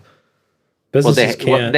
they do have some, they have to be responsible and adhere to what the board of directors, like you said, Right. what the direction they want you to go in. But I mean, look at X. X just said that they're not going to curate the information anymore. It's going to be more or less the wild, wild west, except for a few specific rules, like you can't incite murder, you can't, do things that are inherently evil. But for the most part, you can tell whatever truth you think is out there. And a lot of the ads and sponsors left. They And did. and Elon said, "F you, I don't Yeah. need you." Yeah, there's not a lot So of people that can do that, though. I mean, I yeah, would say that's the outlier. I mean, look at but it, Anheuser-Busch when they had their Dylan right. Mulvaney problem. Or They, CNN can't do that either. If they lose no. sponsorship, they close their channel. It's gone. They're done. Somebody as big as them. Yeah, so I would say that it's more individualized than it is. Like they think that this big evil corporation, like maybe Campbell's Soup is doing this now. If they step out of line, the market will fix them very quickly. And I would And they're say not. that I don't think their corporations are inherently evil. I mean, mostly not. In the fact that they are just following projections and following the money, right? Their They make business products. is there to profit. And if they're not profiting, then they have to do something to make profit, right? So that might be inherently evil, like the whole money is good and greed is good kind of way of looking at it. So, but I don't think the corporation as a whole is evil. They might be doing evil things to get that profit, but they're not doing it because they want to be evil. Does that make sense? They just want the profit. I bought a dividend share today. It's new. Just over a year old, on the market. Line RA. Oh boy. Oh, you got a REIT. You got a real estate investment trust. So for those of you who do not know what those are, if you want to become a landlord, it's a pretty good way to do it. You will pay income, ordinary income, on any dividends that they pay. REITs are a little bit different. I don't know if I've got one pulled up here. We do have an Alley Capital. I'll show you that one. CIO is another one out there. Stock symbol O, Realty, Office Realty Corp. There's another one that's a big one. They are required by law, this is why they can do what they do, to pay a percentage of their earnings in the form of a dividend. So they're really good income stock. If you're low income, it's good because you're not going to pay a lot. But any income you get from this is going to be taxed as ordinary income. So if you're in a 30% tax bracket or whatever, this 13% yield, you're going to say that 30% of that is immediately gone. So it's more like an 8% yield or 7.5% yield just from that. We can look at Which is still though. decent, right? I would contend too that a big dividend check like that is not, you're going to have something called net asset erosion. So NAV erosion is going to go down. So net asset valuation is going to drop. You've got let's look at an Alley. We can look at Line next, but we've got 2021, their high was 37.88 a share. This is an Alley Capital. And then you go to 2025, they're down to 34.88 a share. So sure, they paid this huge dividend. You're paying taxes on that dividend, which is a kick in the teeth if you've got any kind of income outside of that. And then you're also lost money. Now they've been recovering quite a bit. If you pull up their big chart, we want to look at them long term. This is what basically happens. This goes all the way back to the recession. You can see the housing bubble popped right there. Kind of like a balloon, not like a whoopee cushion. And then you can see the COVID stuff here too. Said the word, sorry, YouTube. But anyways, this is all, yeah, you get the big dividend checks, but you went from, if you've held them for 20 years, now I don't know how old you are or what your situation is, but you were trading at $76 a share, and you're paying income taxes on this, and now you're what, $20 a share, $20.75? That is not a good return. That's a bad return. Subsequently, if we go back here and we look at subsequently, I don't want to say it right. I gotta be entertaining. This is my entertaining word. Mimi. It's not called meme. It's Mimi. I'm gonna go to the next college campus. I'm gonna hold a financial lecture. I'm gonna say all the memes, and people will actually pay attention because like that's not how you say it. Speaking of college, got my Michigan and Michigan State on because both of them are still in the Sweet 16. Michigan plays today, college NCAA, March Madness. Let's go. I'm hoping for a Michigan State final.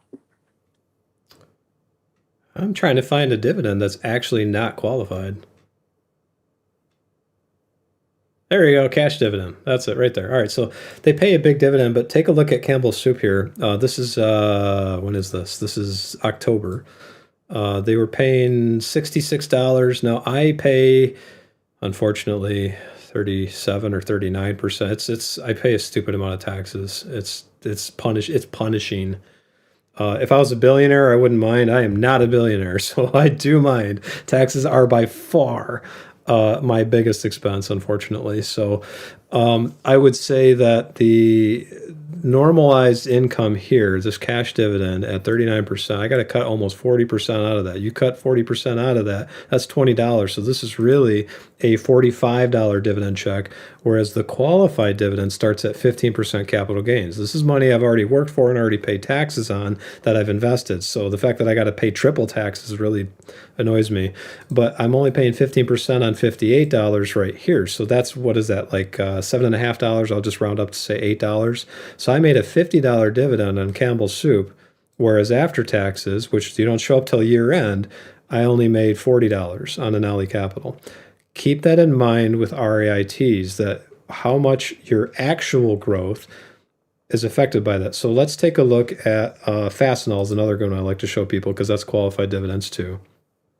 Anali Capital has always paid 10 to somewhere around 10%. Fastenal is like 2%. Doesn't seem like that much, but take a look at what happens to these guys. So this is why if you're like 20 years old, this really, really helps you. You're saying, I believe in the business. I like nuts and bolts, that kind of stuff, fasteners. But if you were, what is it, 2026? Yep. 20, let's go Go back to to 2006. I got a camera in the way. I can't see. But you were, you're paying 2-for-1 stock split. We're going to go after that split. So we're not going to assume your dividend check doubles. So doubles. $8, $8.50. Yeah. So you're getting 3 cents a share, qualified dividends. And as time goes on, take a look what happens. Oh, 5 cents. This is where inflation kicks in. And then you Split. go to 2011, your dividend check doubles. So it's not 5 cents, it's 5 cents times 2. So back to 3 after they doubled, back to 5 cents. Now you got 13 cents special dividends. That was happening a lot when the market recovered. You can keep going, 7 cents. You go all the way to today. They are now paying 24 cents a share. So you're basically Another making, split in there. without the splits, you're making 10 times over 20 years what you were making before on qualified dividends on a company that's still growing. So if you even go back to what the stock price was, $3.80 a share, it's now $45 a share. So you made 10 times the amount of dividend checks, and you made 10 times the amount of just net principal that's not taxed. You don't have to pay taxes on something you haven't sold yet. So when you're buying an REIT, And without buying any more, you now have 4 times the shares that you had. yes, that's Zim's dividends were ridiculous. Yeah, we did a couple videos on Zim. Yeah. Dim, I can say it right. Zim. Zim. I bought them. As a fun thing. You can, if you watch all 3 videos we did on Zim, the first time I said they weren't worth $80 a share, I wouldn't buy them. Somebody asked me what I would buy them for. Brian asked me the question in the video. I said probably between $8 and $10 a share. They went down to $8 to $10 a share because of the financials. I was looking at their balance sheet when I said that. Does it mean I get it right every time? No, but it's usually I'm pretty close. Accountants don't often lie, and when they do, they get called out on it. Look at Sears for that. Said I would buy them between $8 and $10 a share, and they've since recovered. They're still trying to pay 30% of their earnings, and when people say that's a ridiculous number, that's about what most companies will pay. And if you want to know what a company's paying of their earnings, what percentage, all you got to do is go to dividends, and you can see what their payout ratio is, the trailing 12 months. So this is of their earnings, how much of their earnings they've been paying out in the last 12 months. It's been a lot. It's been 80%. Is this fast? No, it is. Oh, wow, they're really high. This is telling you the economy's not doing too good, especially considering what Fastenal does. But their dividend coverage ratio, so this is how much of their gross margin or their profit, basically, they're paying. This is the dividend coverage ratio is how much cash they have to be able to cover that. And that's off of their earnings as well. So most of the time, when a company says 30 to 40%, I would consider that a healthy number. The problem I saw back then with Zim was a little bit more underlying with their liabilities than it had to do with the fact that they were paying this huge dividend. They couldn't afford it based on how much their earnings were. And we actually showed their market cap decreasing over the course of like 3 or 4 years, just overall, while they were trying to build this LNG fleet and lease vehicles and do all these things to recover it. But the underlying business was actually decreasing. So with all of that said, do you have anything to add, Brian, before I jump into line? About that? No. No? Okay.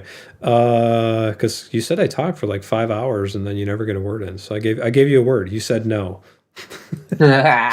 Sometimes I don't have anything to add. But You got one word. You got one. I got to let Brian get one word in. Zim's Here we up to go. $26 now. Yeah, so if you had bought when I said between $8 and $10 a share, you'd be tripled. I did, and I am. Good for you, you jerk.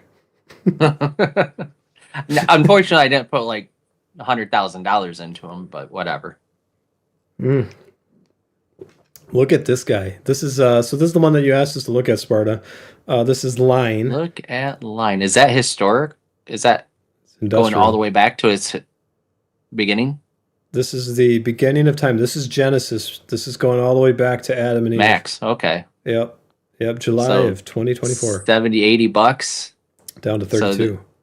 well, of course, that's kind of what IPOs do. They go up, 20, 30% and then drop What did they pay? like 38 immediately. cents a share, and we're down to 29. Oh, they're bleeding. They're probably paying too much of their earnings.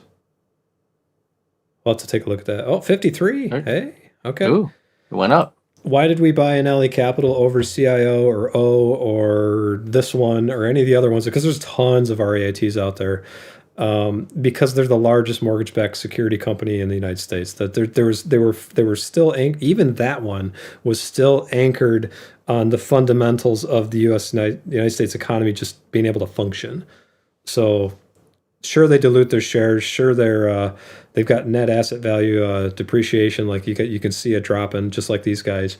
But the fundamentals of how they do business, it's really hard to replace a business like that. Kind of like United Health. That's why we were looking into buying them recently. This is a problem. This is for you, Spartacus. So if they were to pay their dividend, they got to sell something to pay it.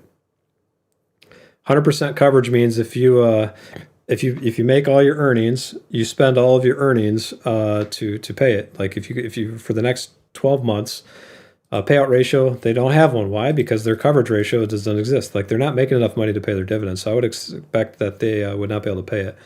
So payout ratio, that's why you see two little lines there, and you see their coverage ratio means not only can they not pay it, that they have to sell stuff to do that, and that's 20% of what they're making. That's a lot, and you'll probably see that show up on their balance sheet somewhere. Somewhere it'll be here. Oh, they reissued. Look at that, 2021. The ticker does not tell all. Okay. Total assets 16 to 19. They went up. That's good. The total liabilities. I'm going to go through this really quick before we get into some other fun things. Total liabilities, they dropped. Those are pretty good. Am I in the right company? I am. Okay. We go to total equity. How many shares do they have? They are not diluting too much. Go to income statement. This is stock time with Tom, 5 seconds of stocks. Total operating income, that is increased. That's pretty good. Their net income, that is not good. That's kind of bad. It's not as bad as the federal balance sheet or what it's like to run a small company, such as mine, but that's still pretty bad. See those numbers, Brian? Look, that's like my balance sheet.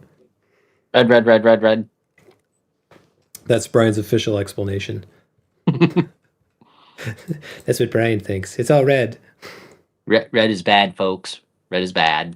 We ain't buying nothing that ain't making no darn money. Darn. Okay. They're probably, given what I saw with their asset numbers, they're probably trying to build, as new as this reissue ticker symbol is, they're probably trying to get all this investment in industrials put into the market with the expectation that over the course of 10 years it'll pay them. Real estate is right now, especially in the commercial sector, it's still a bloodbath.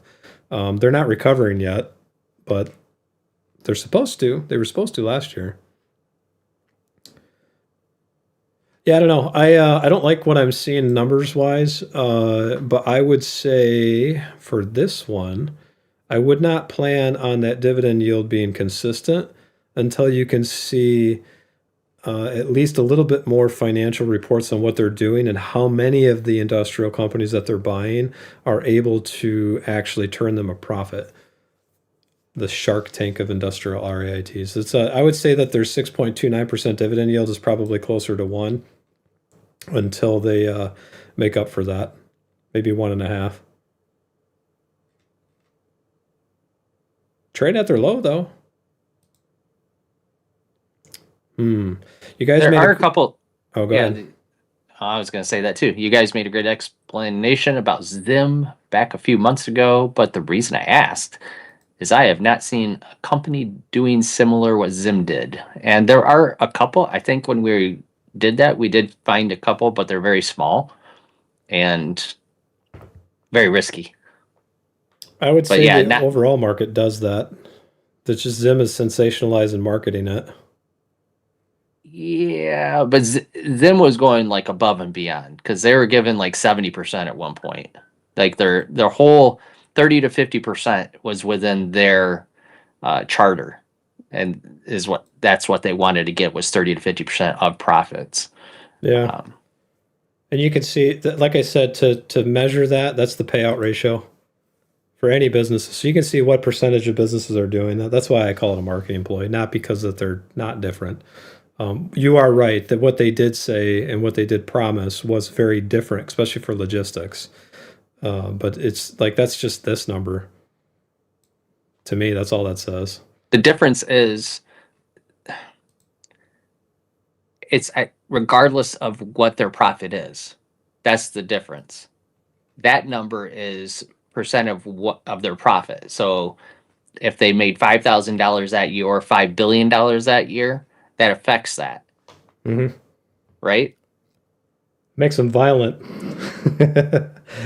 Makes it violent when you take that much of your like money and you don't keep it in the bank. Now you don't want to have too much money in the bank, but you pay all that out. All of a sudden something bad happens. What are you going to do? Yeah, You're going to go from $80 a share down to 8. and that's why Zim does that. Like one time they'll give you 115% dividend. Another 6 months they won't give zero because they're not making profit. So it's very volatile. Whereas these companies will continue to give you a dividend over and over and over at a standard rate. It's predictable. I would contend Line as a ETF or REIT. It's not an ETF, it's an REIT. They're I don't know. It depends on how much net worth you have, and like I said, I'd chase this with your financial advisor a bit just to see where that plays in. We have a few risky plays in our portfolio. Intel was one such play when they were bombing and tanking real bad.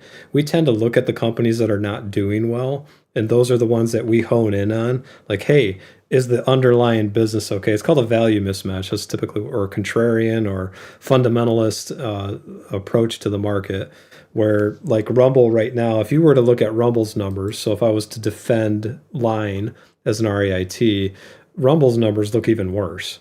So why are we still buying them? You got to really understand the business and the market that's in order for that to make sense. Right. Maybe I'll show you Rumbles here real quick. Cash from operations. Look at that. A lot of red. It's a lot Red of is red. bad, right? We don't like buying companies that don't make money, but here we bought a company that doesn't make any money. So, But we did it with dividends that we're getting for free Yep, that's my ish, excuse. quote unquote free. So there's more to it than just look at, let's see if this company's profitable or not. So it could be a good one, but we don't know enough about that one to say yeah. And This it's our kind of activism type purchase too. We really believe in the business model that Rumble's using to have a free internet. People can say what they want without, getting blacklisted or shadow banned like some other large streaming services and video on demand services that we won't name. So yeah, it's new. It's hopefully something that we are going to grow on. And really, when you look at this stream, we have more viewers from Rumble right now than we do from YouTube or Twitch or X, right?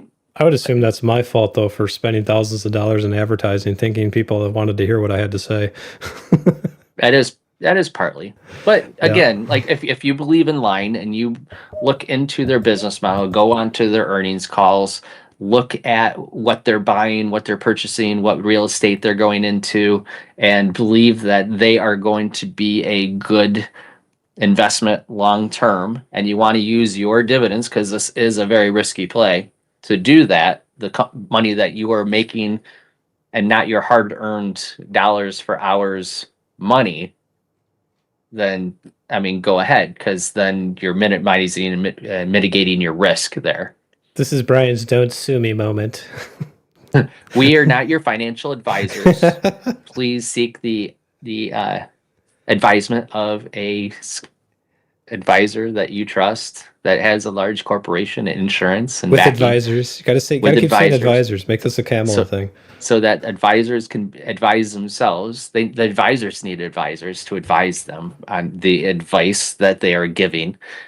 So yeah, Because advisors advise advise. things. Only advisors advise. So Yes. if you're getting advice from somebody who's not an advisor, then it's not an advisor's advice. So I don't know. What are we talking about anyway? We're talking about well, Spartacus. we could go to this. So Spartacus has it in his portfolio and bought the RHI last month. What do you think? Ooh, RHI. Do we want to talk about that, or do we want to talk about the Let's do your thing Kia? first. Okay. Let's do a Kia. We'll get you a Spartacus, I promise. We'll get back to you.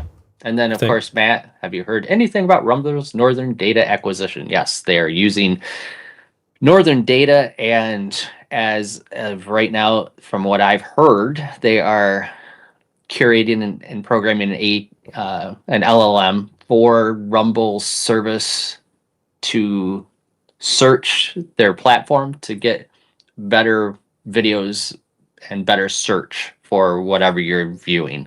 Because right now Rumble search is kind of crap, but hopefully Metadata, that helps. yay! Yeah, and also data centers. They're using Northern Data for their data center growth. So anyway, I think it's a good move. I hope they could make it work. With I'm hoping they're advisors. advising advisors and getting advice from advisors to do this. Really, Yes, with don't rest advisors. on your own laurels. You don't know what you're talking about. Only advisors know how to advise. We're gonna find out that Power Slap and Midget Fight Club are the two most popular things of Rumble, and that's the only thing you're gonna see now. And there's gonna be this goofy photo of us sitting there. Oh no, the stock market's crashing right next to it. It's gonna be 3 views for the whole. Like everybody's gonna click on the other thing. They're never gonna click on us. Oh man. Maybe we should just slap each other every time. reach across the screen. That's not. You have to do it. Come on, Tom. We gotta be sitting next to I can't hear anything. The mic is getting muted within each minute or completely muted. I don't know. Is anybody else experiencing that? Matt, do you hear that? Spartacus, do you hear that? If you hear it, we'll move stuff Who's around. Mike? Tom's or mine? Yes. That's a good question. Let us know. We're going to keep going until that happens. I'm not seeing a whole bunch of people complain yet, so I'll just blame YouTube. Now there was a moment like a few minutes ago where I couldn't hear you, Tom. It wasn't like you're muted. I was more like internet latency or something, where it cut out for a minute. Oh, yeah. It's Teams has an issue, or even when you stream, it's about resets every 30 minutes to an hour, and we did pass an hour mark a while ago. Not 1 hour, multiple hours. It does that every so often, so that could be it. It's also could be where, like, I'm talking like this. Yeah, we might have to like try something other than Teams. Yeah, yeah, an actual official way of doing it. So we've been talking about the upcoming demographic cliff, and the upcoming GDP cliff, and the upcoming income cliff, and the upcoming signs of that actually happening. One of the other articles, there's not many left, but one of the other articles we wanted to talk about this thing that's actually happening is serious mortgage delinquencies are on the rise as homeowner stress continues to spread. Yahoo is known to push an agenda. Yes, I know, but there's still some good information in here. So the number of mortgages seriously past due or in foreclosure has reached the highest level since 2022. So if you think about that, these are people that are trying to get jobs after the pandemic. So as of January, 878,000 home loans were more than 90 days past due or in foreclosure. Here's the problem I see with this as this keeps going. Keep in mind that home prices are unaffordable. So if people are underwater, they're probably going to walk away, especially if it's in like an investment fund or something like that. So, well, I'm underwater, so I'm just not going to pay this anymore. This is kind of the lead up to what happened in 2008. People just walked away. There's more protection in place now than there was back then. So there's a lot of things that have to happen in order for it to happen like that again. And I don't think we're anywhere close to that because there's a huge housing shortage right now. And there's also a construction shortage. And the boomer demographic hasn't cycled through yet either. So there's the positive side of this. But so much of the increase, the article continues, is coming from FHA loans, which are most often used by home buyers with moderate credit scores and limited down payment savings. So it doesn't mean that more homeowners are defaulting. It just means that new homes are turning seriously delinquent. Some of this is, I was talking to a couple of real estate agent that I know in the area, real estate agents, and they're saying that a lot of homes that they're trying to buy are contingent if they're not like cash purchases. And most of the cash purchases are coming from people over the age of 48, people who've been working for 25, 30 years who have the cash from a previous house or something.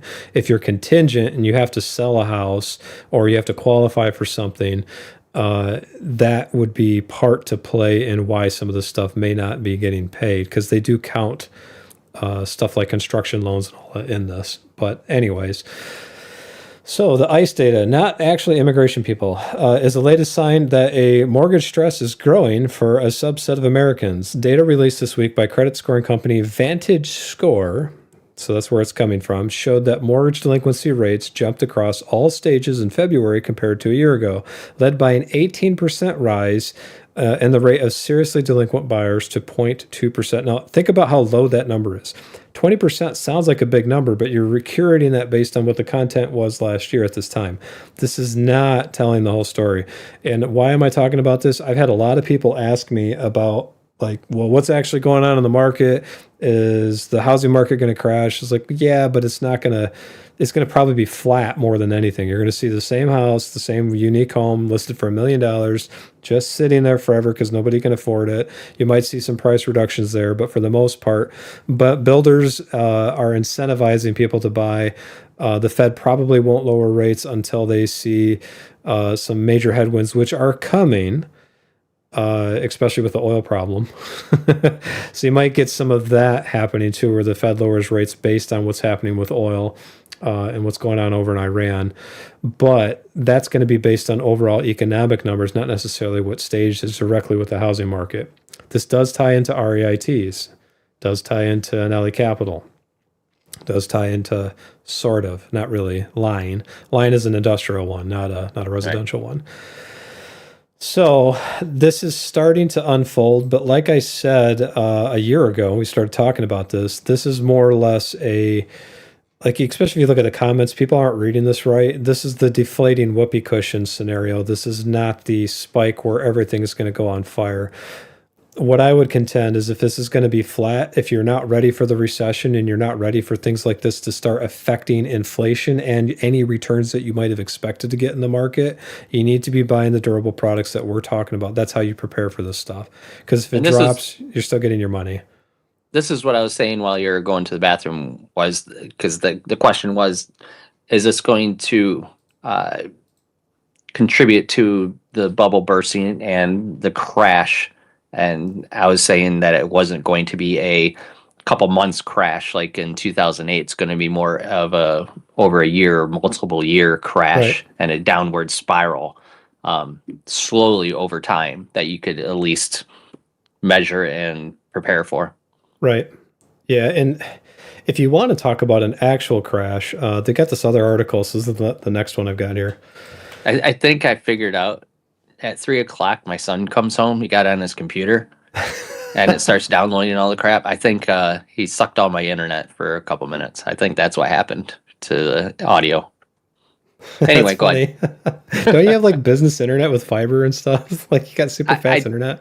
Yeah, I've got gig internet down, but it's only like 50 meg up. So Brian's voice is ultra high fidelity when it comes in. He's got to get that Barry White tone going. But I don't have a very deep voice, I don't think. Yeah, it sounds kind of like my nerdy voice. Oh, boy. I heard someone at work talking about mortgages now that you use cryptocurrency as down payment or something. I would, yes, that's tied to a bank that would support that. That is a use case for cryptocurrency actually being a purchasable thing, but I would not see that in the broader market. You can't go to Chase Bank and do this yet. When you can go to Chase Bank or Bank of America or any of the other ones and actually transact it that way, I would say that that would be a leverage against crypto, not for it. Because the whole point of having cryptocurrency was supposed to be a DeFi currency that wasn't regulated, wasn't centralized. And all of a sudden, you got the central banks regulating it and tracking it and reporting it to the IRS, which you have to do next year. So all the anonymity, if that's a word, anonymous activity. That word over there that I cannot say. No, all of that. A non-nativity. Yes, there we go. The nativity I love scene. How about that? All of that activity that was suddenly not able to be tracked is now known to everybody and their brothers. So defeats the purpose. So what's the point of having Bitcoin versus the dollar? But that's just me.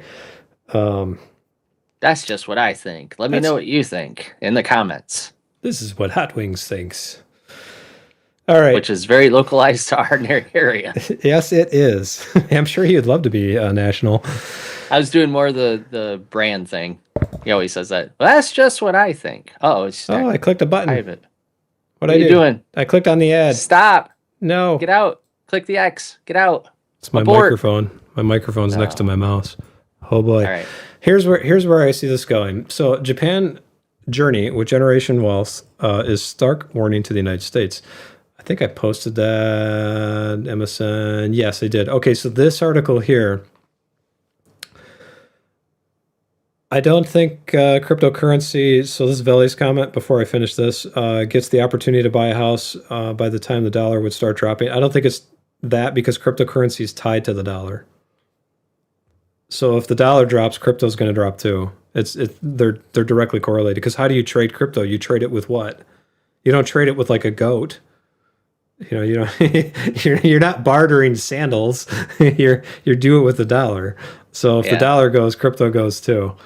I think a lot of people miss that when they look at crypto. Unless they tie it to gold, they could do that. They could, but gold is also a reserve. So that's a whole different conversation. But right. I would say the housing market, the generational wealth is a stark warning to the United States. So I'm not going to read this whole article, but what I want to talk about, and Brian's like, I did just because you told me to. And now we're not going to talk about the whole article? You could have just told me the parts that I could have read. And no, Brian, man, you can. That means you're like super educated because I actually didn't read the whole article. You didn't? No, okay, well, maybe I read most of it, but okay, so full disclosure, in Teams, we have chat channels, right? You guys all know what Teams does. And he puts all these different article links into it for stuff that we could talk about. And so sometimes I go in piss him off and read it all, and then he doesn't talk about it. It's like I've wasted my time reading this article, but it's not really a waste of time because you learned something. But still, it's like, come on, at least tell me what you're going to talk about. So, Brian, what did you learn today? That you are a jerk. Oh, okay, cool. Okay, let's talk crypto for a moment. All right.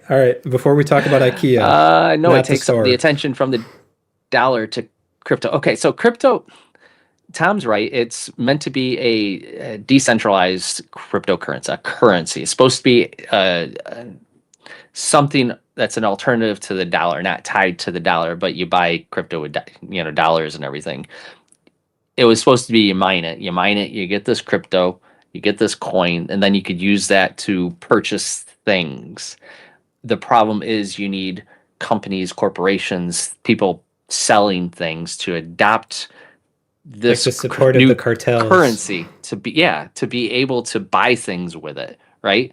And that's not there. There are certain things you could buy with cryptocurrency just without converting it to dollars, right? But I mean, the value is whatever people are willing to give you for it. It doesn't have to be the dollar. Right now, it is the dollar. It's $69,000 per Bitcoin because that's what people know. People know how to measure things in dollars. They don't know how to measure things in Bitcoin.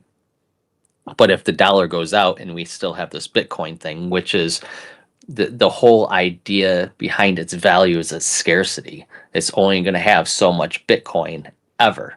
Until they keep releasing it every quarter, which I think is funny. Well, they don't, because there's once it's done in 2045 or whatever it is, 42. The last Bitcoin will be mined, and that's all there'll ever be. So that's kind of how it's supposed to be. Like, but unfortunately, you just can't buy a whole bunch of things with Bitcoin yet. You can't run your business. You can't run your lifestyle through Bitcoin and Bitcoin only to live. You have to have dollars or some sort of fiat currency. Or a goat. So You need the scam goat. to competitive against the dollar, yes. Until it's widespread, no. What I mean is crypto would be centralized. It is. Come on, they makes this up for being decentralized, but really crypto can track every transaction, but dollar can't do that, right? Physical cash they cannot track. Not easily anyways. They have serial numbers on the dollar, so you can still track it through that. So you can see who did it, but that would assume that somebody has the ability on those dollars to like actually scan it and see where it went. Banks will scan checks in kind of a similar manner. I would say that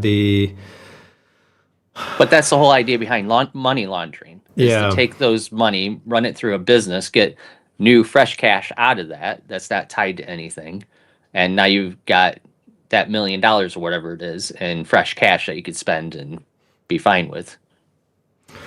I think the reason why, so Vela, you mentioned crypto went from a scam to real competitive against the dollar. There's a reason for that. The SEC got involved, and now they regulate it where crypto exchanges now have to report those transactions to the SEC. Very similar to what a bank does when they've basically balanced their ledger at the end of the month.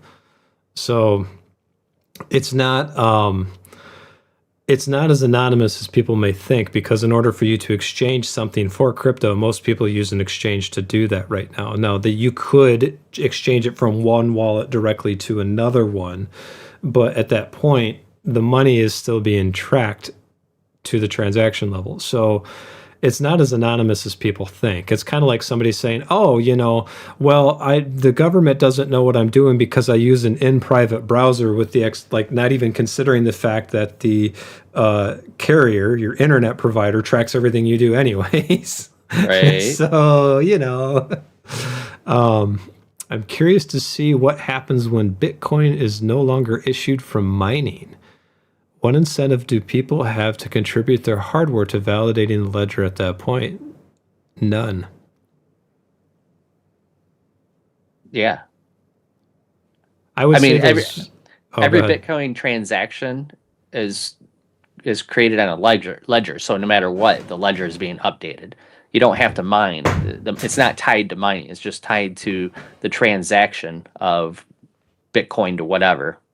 So whenever you send money, get money, whatever, that gets recorded on the ledger, and everybody has a ledger. That's the beauty or whatever of Bitcoin, is that it's not just a central bank keeping track of that. Everybody has access to that. I think if the people who are like, when I said none, if you are in the camp right now where you're trying to mine Bitcoin and it costs $79,000 to mine a $70,000 Bitcoin, that's what I think about that. But anyways, if you're doing that, by the time the last Bitcoin is mined, you're going to see a lot of these AI data centers, these Bitcoin data centers that are mining this stuff switch to AI probably. Finally, at that point, you're going to see maybe an affordable video card instead of these $5,000 NVIDIA cards. But what'd you say that was, like 2050, 2045? 20 years from now? I'm looking at 2140. I was wrong. 2140. So 21 million coins in 2140. Yeah, I'll be dead. I don't care. But Matt's right. Bitcoin 2. Oh, my kids will be dead. Bitcoin 2. Yeah, there will always be another one. It's kind of like that StarCraft thing where they're talking about Minsk. There will always be another Minx. There will always be somebody who's some evil dictator somewhere, one after the other. There will always be another Bitcoin. And that's true. I mean, if you look at the, if you go to crypto.com and get past all the, what almost looks like a gambling machine, you can see that they issue hot tokens every day. And every single day, there's like 100 of them. This one went up 250%. Buy now. It's like, good Lord, this is your investment? I don't want my investment to be buy now. I want it to be actually a product. Like there's got to be something to it. There has to be a use case, right? Right. Yep. Not yep. not just NFTs that nobody wants anymore. Right. So, are we ready? Hopefully that answers all your Bitcoin stuff. You want to talk about IKEA, the store? Let's do it. It's IKEA. Yeah. So we're talking That's about IKEA. House prices in the United States. We talked about the beautiful NBC article that had all the demographics. Yes, it was a little bit spun towards the left, but it was a beautiful article. It had lots of good graphs and charts and Venn diagrams that both Kamala Harris and I like. But this kind of ties in the demographic cliff that the boomers will be presenting to the next generation as they get older. And this is what happened in Japan. So if you want to know what's going on in the United States housing market over the next 20 years, demographically, this is outside of economics, sort of. They're tied to it a little bit. Look towards what happened in Japan. There's some big differences. Japan does not have the world's reserve currency. They do not have immigration numbers that they have, that we have, and they do not have the world's strongest economy with a very large military to support keeping our American interests going. So they are our ally, which is good. But if you look at this, the article talks about one of the most visible impacts on an aging society and the Japanese housing market is the rise of abandoned and vacant homes. These properties known as IKEA, I like saying IKEA, it's IKEA. I don't know how to say it. Maybe it's IKEA. Somebody correct me. I don't think it's even that. It's AKIYA, have captured international headlines for their too good to be true price points. And yeah, some houses selling for less than $10,000. I had an article for Detroit, because that's in Michigan, we live in Michigan, that talked about like how bad it is there. And you can find homes in Detroit for like ridiculously dirt cheap, but nobody's buying these houses. Why? Crime, education, schooling, infrastructure, police, like they're dilapidated. And that's kind of what's happening here in Japan. The homes that are becoming abandoned, and the article talks about this a little bit, are essentially in areas that have no opportunity. And there's actually YouTube videos where you go on, you can see these people who stream and they walk through these old abandoned mansion homes from, I don't know, like cults and stuff, but or very successful business owners that just decided, hey, I want to get away from it all. They built this mansion in the middle of nowhere. What's happening in Japan is a little different. This is like a demographic cliff. They have very slow birth rates like we do, just a lot worse. So ours is going to be a lot slower. Japan was basically a cliff, and it started in the late 90s, and it's just been kind of stuck there.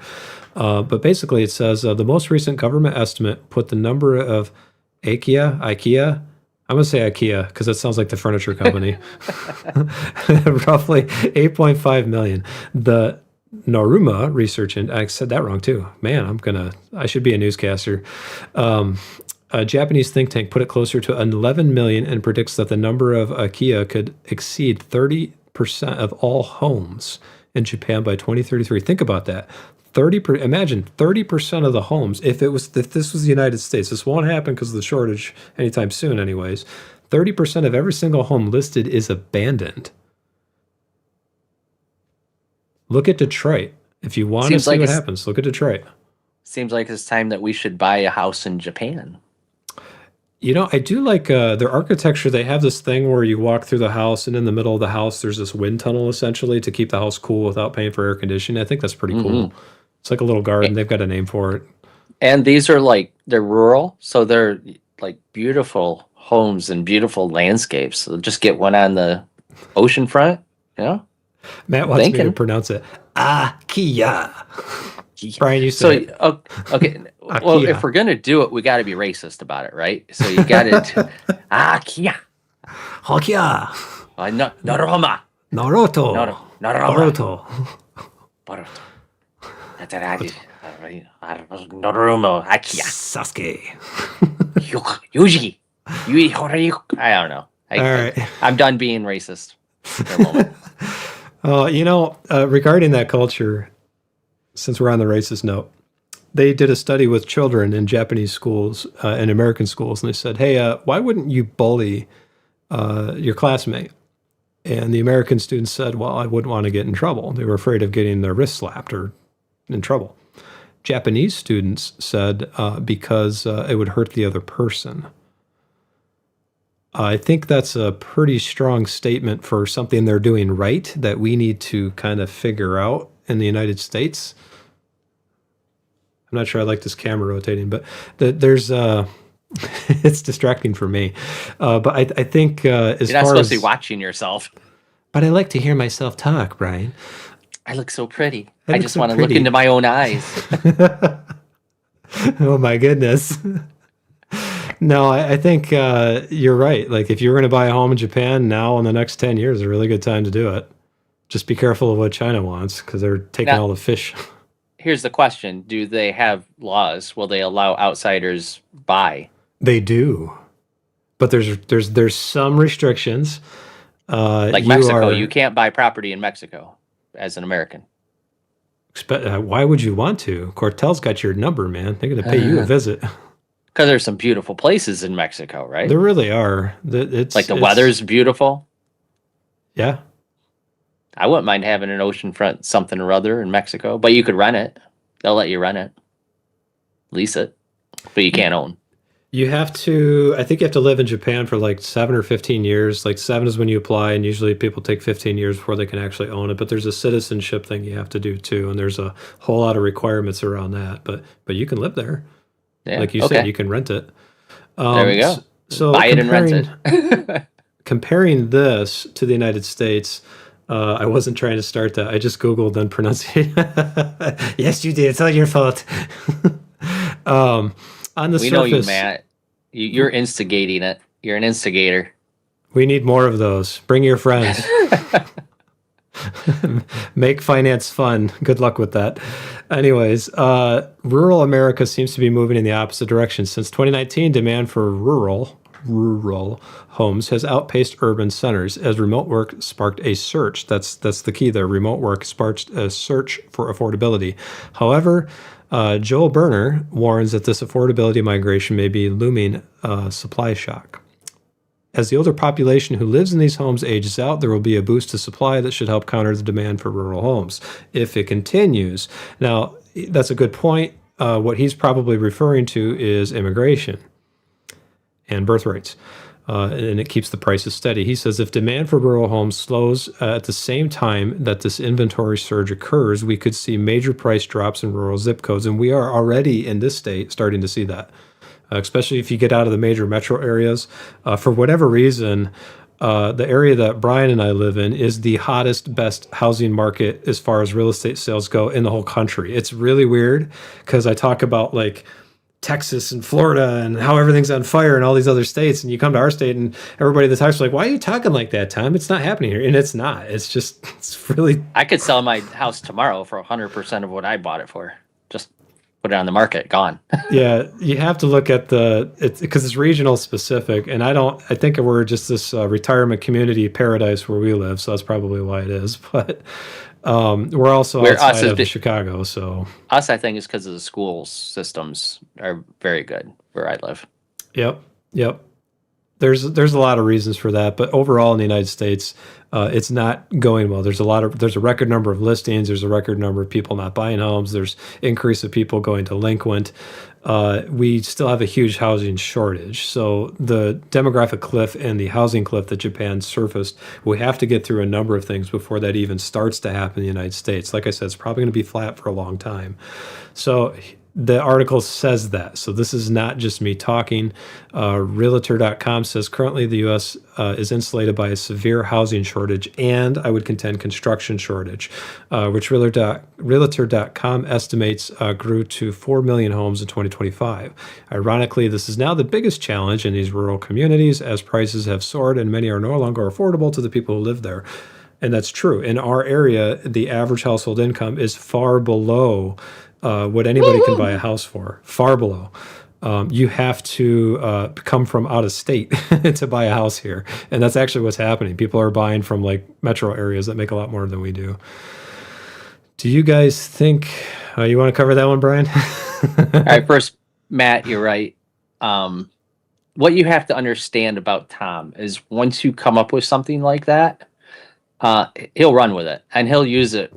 Forever. He'll beat that horse to death and then just keep beating that dead horse until he decides that there's nothing left of the horse to beat.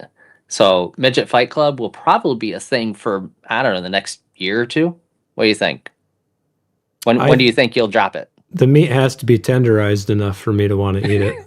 So, guys, I got a think little bit of life left. And if I was Elon Musk, I would fund it. I would create a Power Slap Midget Fight Club. And like right now, it'd be right. So that would be the only thing. Our conspiracy channel, Midget Fight Club, Power Slap, and some conspiracy channel right next to Y-Files that would like grow. And this finance channel will never go anywhere.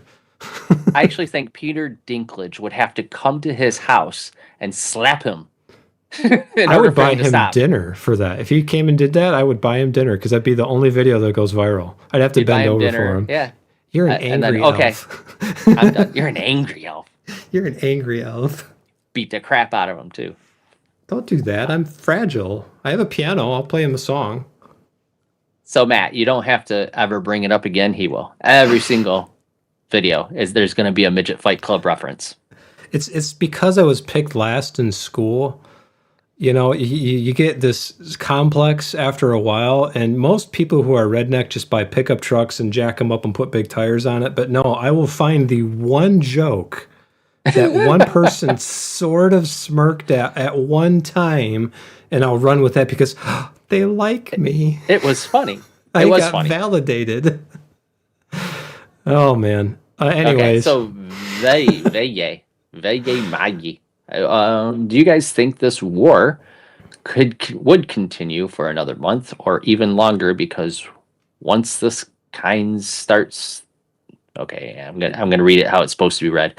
Do you guys think this war would continue for another month or even longer? Because once this kind starts, it takes forever until it takes forever to stop. Because even if they stop for 1 week, the next week we are go again. I think this could drag on. That's the thing. I don't think there's forces at play from what we got like 18 countries now fighting, where this speaks well for the United States as a powerhouse economically, and people are afraid of China and they're afraid of that. Well, right now China is one of our closest trade allies. They're not going to, and I say ally, they're not going to damage their own self unless it's going to be scorched earth tactics like Iran is doing out of desperation. And they're not there yet. There's some problems with their currency. There's problems with their economy. But for them to come at it and expand upon this war would be detrimental in a huge way to themselves. And they're not going to we wouldn't even do that.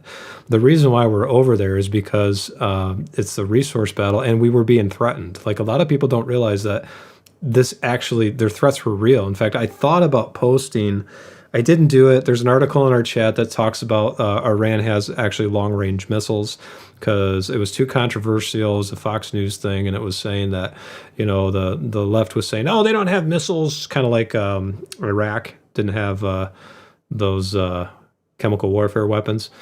But Iran did actually have long-range missiles, and if you look at what they're doing, they're bombing infrastructure. They know how to fight. I'll give them that. That's if you're gonna create a thing, you're gonna wait out the current administration. You're gonna damage everybody economically. If you can't fight them militarily, that's how you do it.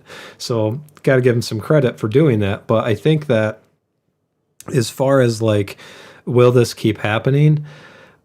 I don't think the New World Order, if you're going to talk about New World Order or conspiracy parts, I don't think that's going to let that continue. It's not even in Iran's best interest. They have problems with their own infrastructure outside of what they're doing with drones. Some of the protests that were happening in Tehran were because they have no water.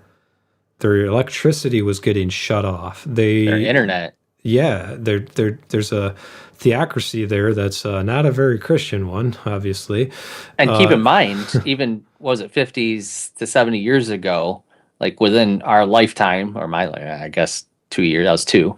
Um, it was a booming society, and Hmm. people wore shorts and skirts and dresses and danced to rock and roll music, and it was it was like the 11th or 12th biggest economy in the world because of course their oil and other exports. But it wasn't until the ayatollahs and this religious belief system that came into being that it It all went changed. south. It all changed for the worse. Yeah. So yeah, it there's a couple things here. One is they were trying to enrich uranium. They were trying to get a nuclear program They're still trying. in place. It wasn't just for energy, because unfortunately, once you have like nuclear power plants, you could then take that and enrich the uranium to make bombs. Um, so they weren't being truthful, and over the years, they would be doing these things. They would be found out. United States and the world would go, "Hey, you can't have a nuclear weapon," and they would talk to them for months to get a new deal, and they say, "Oh, no, no, no, we won't do it again. We're Just like we'll that. stop no, our no, program." no, A couple years later, they're making it again. It's like, your kid. You tell the kid, if you don't do that again. "Oh no, Dad, I won't do it again. You're right. I'm so sorry. I didn't mean to do it. I was just my friends were doing it, and it's just all the things." And he's like, "Okay." Then a couple weeks later, you catch them doing it again. So this time they went in partially for the nuclear program, partially for the oil, partially for freeing the citizens of an oppressive dictatorship. I wish it was more of Venez- that, but Venezuela. yeah. And yeah, I think they need to get rid of the government that is so pro Ayatollah, to have them elect a new government, have us be in there long enough to get the government up, to get it all running, like do a better job than what we did with Afghanistan and Iraq, and make sure that going forward, this is the way to go, and that the Ayatollahs can't just take control once we leave again, right? I would contend that I don't know if it's going to be the Ayatollahs that take control, but that the culture. I know people from that area, some nice guys, but they say, because they came from Iran, they're here in the United States. They say that I don't know if my own people know how to have a democracy. Like they don't know how. They don't know if they can even get there culturally. Yeah, So because it's that's been 50 years, right? The people who knew what a democracy looked like are dying. Yep. Yep. And that's where like it's as far as the war is concerned with stocks and everything, this is kind of why we're looking at maybe selling ExxonMobil at some point. We have to actually look at what happens first for the profit of it, because the underlying problem is there's only so many refineries, right? There's a lot of oil, but you have to have refineries that can process this stuff into diesel and fuels and shampoos, deodorants. Like you need oil for that too. So as far as like that specific strait, it's 20% of the world's oil supply. That's a lot. You're going to see prices go up to the point where everybody starts to get involved, and eventually Iran will cave, not just by military force. It's going to be an economic thing. Look at what happened to Rome. Rome fell not by military, they fell economically. And we have a problem with that. If you look at the beginning of our stream, look at what the United States has an issue with. So them being able to attack us economically is probably long-term more damaging than anything that we could bomb over there. Especially if it gets to the point where it starts crashing our market, because guess who owns a lot of U.S. sovereign debt and bonds?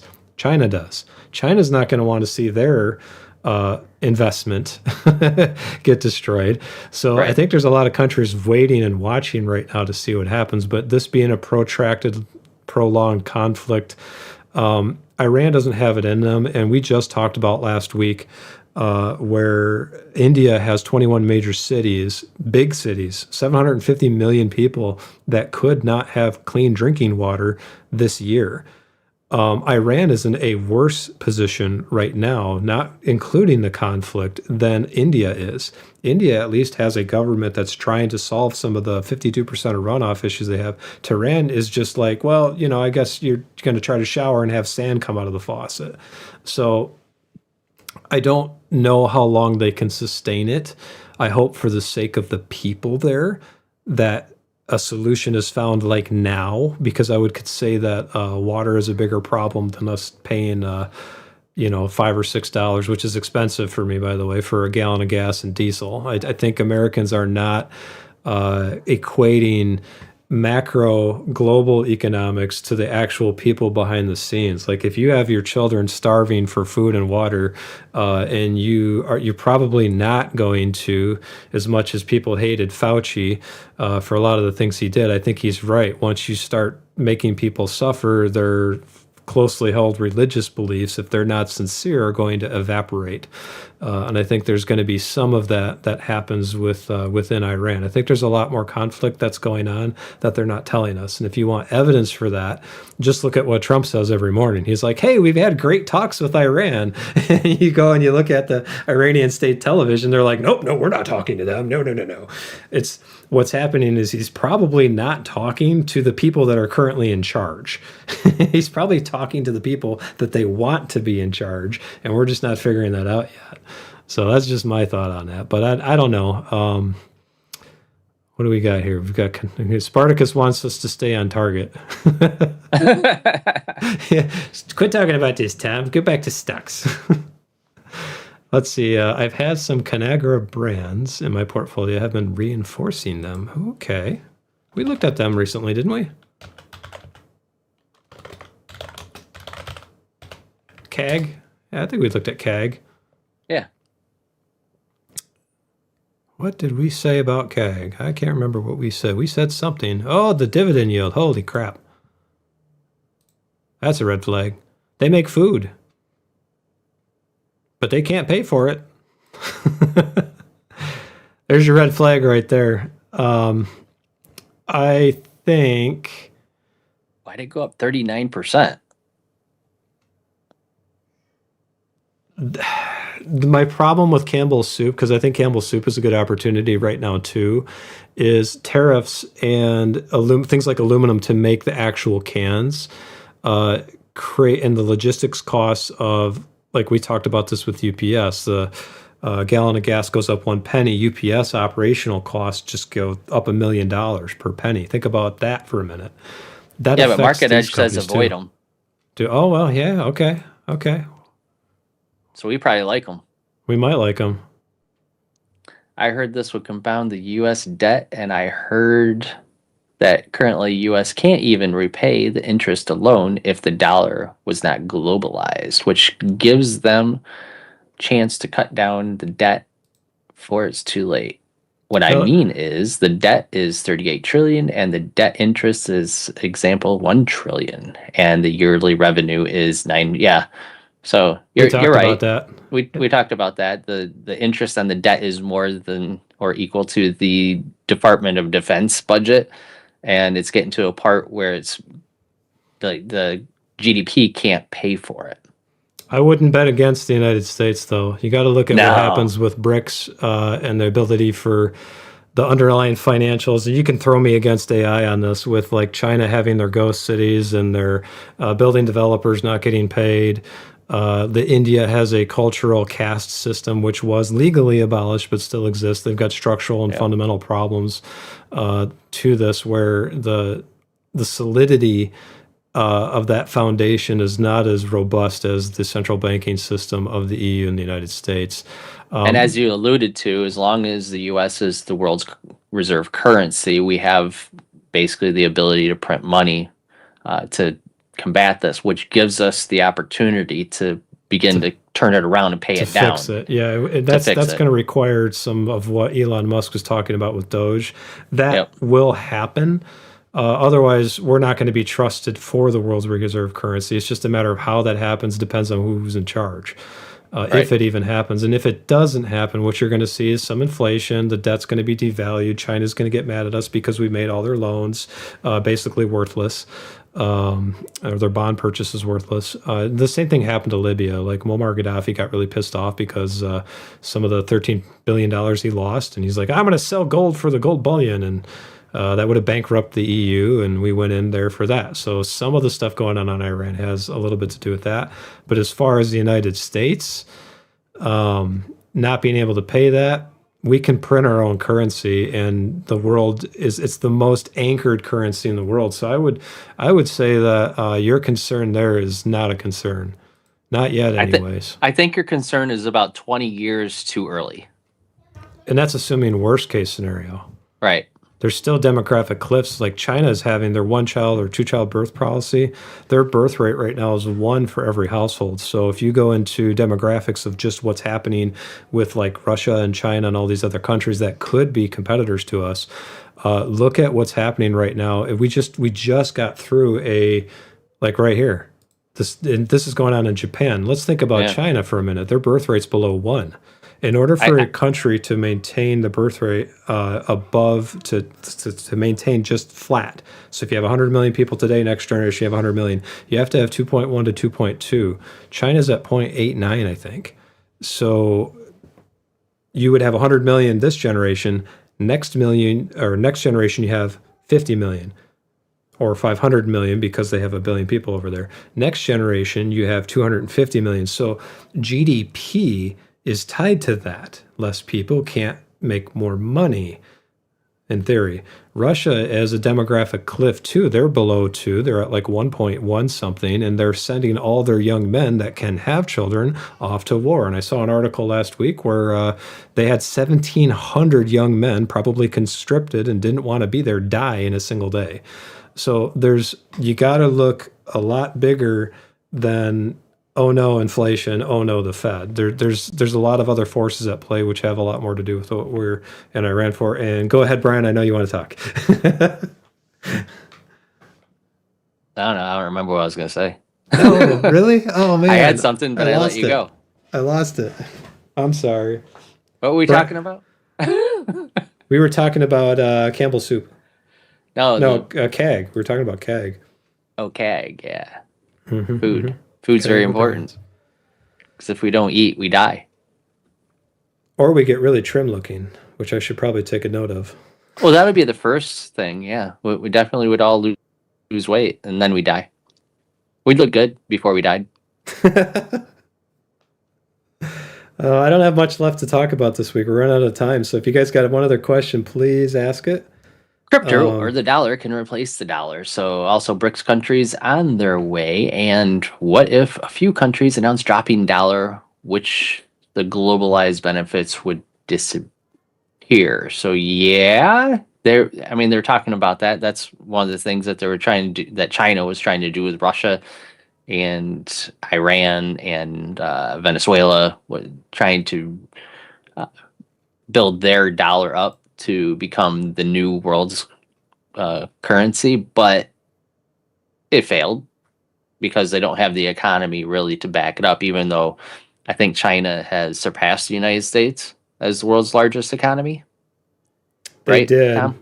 Yeah, They did, but I think it went backwards again. I think we're on top again. right. I don't think they could sustain that. Is China the world's largest? Let's see what AI says. See how close we are.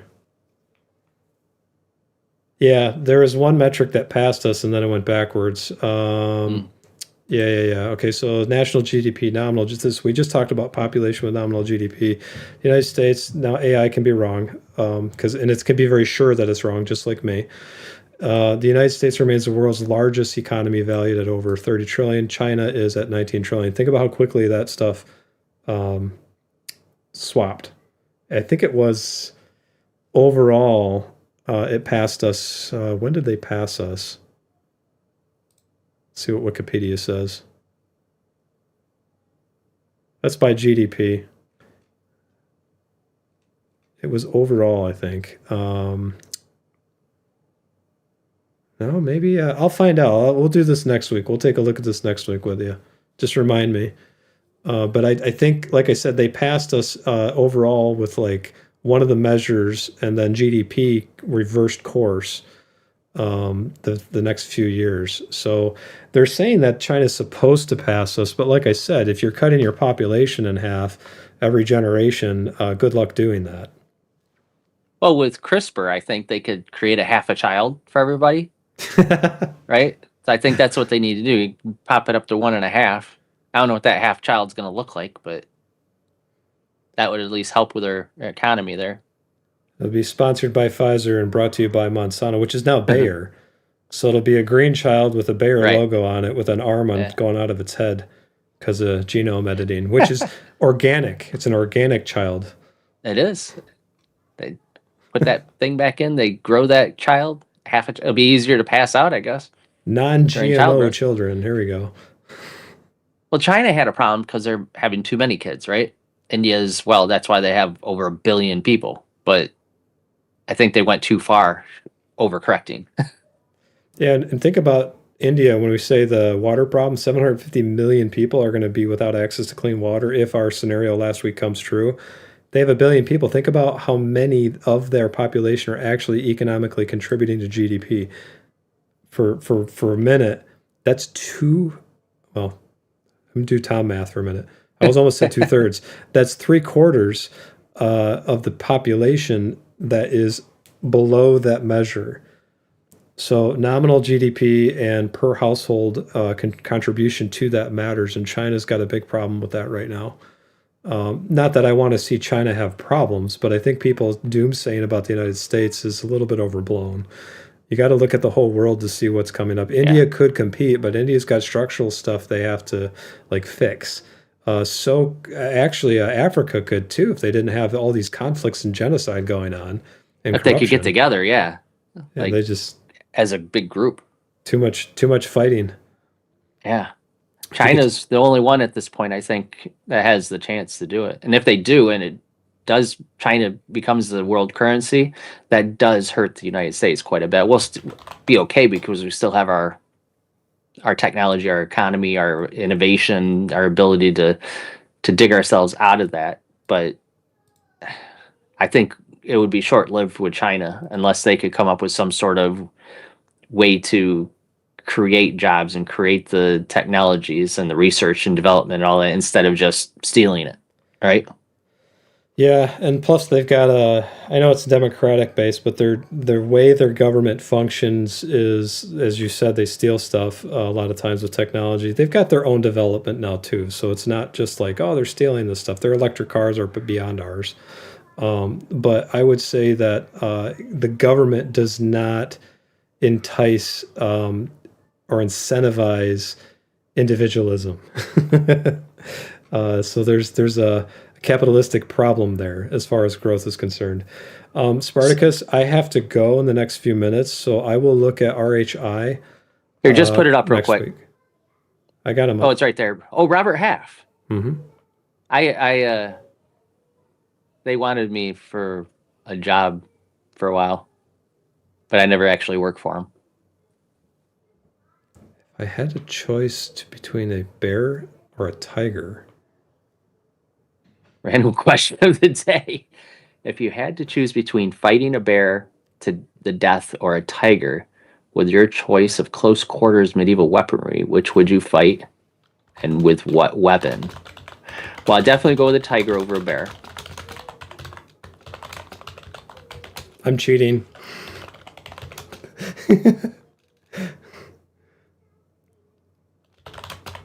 And I'd probably pick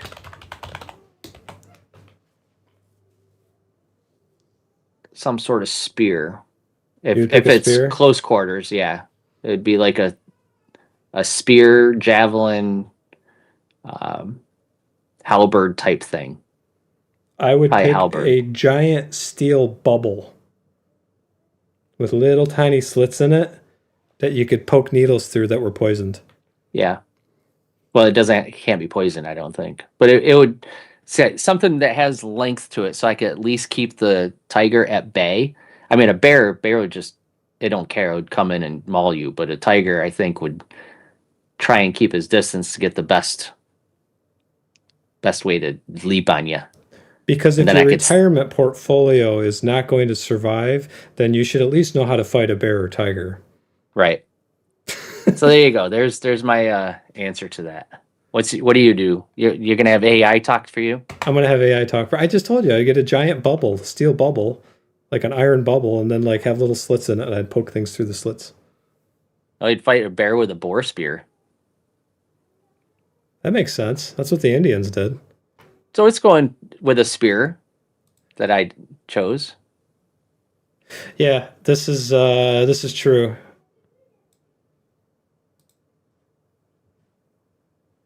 Bears are yeah. I would have fought a bear. I wouldn't have fought a tiger because we have bears in Michigan, and every time I fight a bear, I win. So we're good. Oh, yeah. So I would wait for the tiger to jump at me and then get its underbelly and see if I could jab that thing through it. But I tell it dad jokes. Just kind of until it fell asleep, goes back into hibernation. until it kills itself. That's how I win. I can't take this. Now, let me tell you, Mr. Black Bear, this is how you view a balance sheet. And Oh, this is it would- bedtime stories with Tom. As my giant metal ball rolls across the dirt floor arena. Slowly.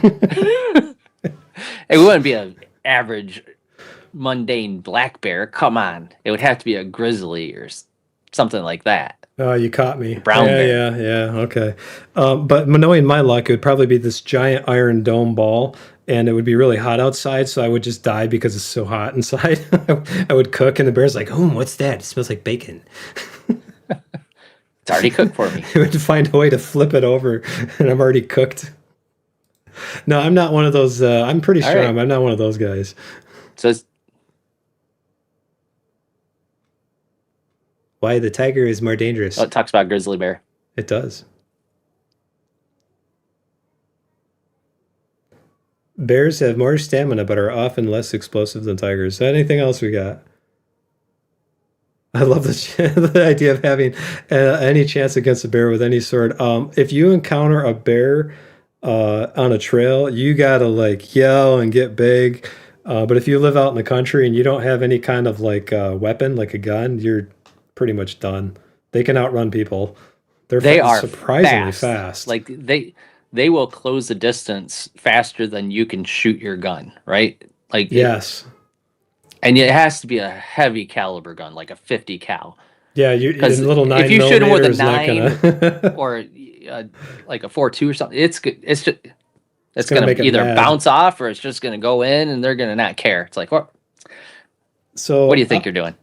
on that note, I do work for police departments, and part of the police training they talk about is closing that distance of 20 feet takes less than like they're going to be on you in less than a second or two because they actually do this in training. It's like, okay, you stand over there, you hold up, it's unloaded, obviously. You hold this up and see how long it takes for them to get to you to close this gap. And this is where police training and people getting shot by the cops, and I think you got to find a better way than lethal force. That's just me. Plays an part. But if you're in that position and somebody's coming at you, especially in like a situation where you're by yourself, there's not a lot of time for you to sit there. Oh, well, hang on, wait a minute. It's like a car accident. It's like boom, they're on you, and what do you do then? This is where I think like we need to find a way to get people, especially officers, tasers that are strong enough to knock down a bear. Then you might not kill them, obviously, but. Look then at you might Tom be thinking okay. about this seriously.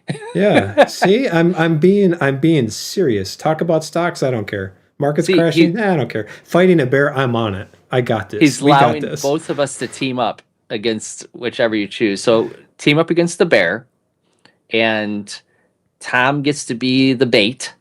So while the bear goes after Tom, then Why I am will the jump bait? on the back and start stabbing it in the head. Yeah, in the because neck. that will work. Stabbing it in the neck. This isn't So it's World of dead. Warcraft. It's not like a mount. Oh man. Oh man. Why do I have to be the bait? Because I said so. I don't want to be the bait. See who ties their tennis shoes faster. It's not fair. You've got Velcro shoes. I would buy Velcros with dividends checks just to make sure I don't have to be the bait. Oh, You'll get the man. slip-on shoes. They're slippers. You pray for God before you guys gets touched. Oh, hopefully, I think I'd run. I'd keep the sword. The faster runner would win. Yeah, I would not let go of the sword. If I had a sword, I would hang on to that. That's Yeah, because you, I would I'd be swinging say, that blindly. I would contend that more dangerous than either one of those would be a hippo in the water. You're pretty Oh. much dead no matter what you do. I think they'd all kill us. How's that for Finance 101? You just throw white marbles. White marbles? Oh, hungry hippo. I get it. That's funny. Oh, I see what you did. I see what dang. you did. You got that. You got me, Matt. I'm usually good with those, but hungry hippos. Zootopia 2 has a hungry hippo moment. Does it? It does. You should watch it, Ah. Brian, because your kids are old enough to appreciate the subtle nuances of kids' movies that have adult moments in them. That's why I stay in hockey too. And the hockey, when the puck's in the corner, and there's more than two players going after it, it's hungry hippos trying to get that puck. Yeah, no, Alright. not fighting a bear anytime soon. That's why I live in suburbia. We have deer that go No. around my property though, and I keep thinking, man, I need to get like some way to take them out because they eat everything. Everything. Anyways, I think that's it for today. Appreciate everybody watching. We had quite the We did it. crowd for us for the whole stream. So if you've been sticking around, thank you. Spartacus, I will keep these in here, and remind me next week, Friday. The RHI and CAG, we've got these two here. We'll take a look at those a little bit more in depth. So you have to come back Friday. Yeah, I'm sorry, dude. Yeah. We have 3 more weeks to make a stock purchase, so I actually have to start looking at this stuff in earnest. Macroeconomically, oil is going to play a part in this. You might see us make some weird decisions based on that, but we don't like typically moving beyond how many stocks we have in our portfolio right now. I really want to get it to our passive income. I want to get it above $350 a month in qualified dividends as soon as we can. Because as soon as I do that, as far as my company is concerned, I will either put that against increased costs or give people a bonus for my staff to show, hey, this is how we do it. It also helps insulate my business against like turnover, so the customers are treated better and they get taken care of that way too. So at least that's the hope. The day of the question was funny. Or Takes one of us care. can drive a Civic. Question of the day, baby. But before we it should gets do that. We'll repossessed, because we incorporate the can't question quite of the make the day. payment. Yeah. That's why it's over 350, right? Yeah, Mardo Chaos, you got to ask us a question of the day every time now. Which means you gotta listen every single time. You must be punished. You Every must stream. watch every time. No. Why? Sooner or later, I'm gonna get that locals set up so that there's actual value there for you guys to go into. See if we can't get that going. While we were talking, I was looking at the Campbell Soup earnings report. And when we start looking at this stuff next week, I want to dig a little bit deeper because they're not looking that bad as far as their earnings. They dropped, but it's not like they didn't deserve the hit they took, I think. They're not who you think they are. Yeah, buddy. All right. Thank you, everybody, for watching. We will see you next week, unless I have some kind of disaster, but it should be around noon. And if you got questions, send us chats, send us messages. We'll do what we can to help you out. And as always, Happy investing. happy investing.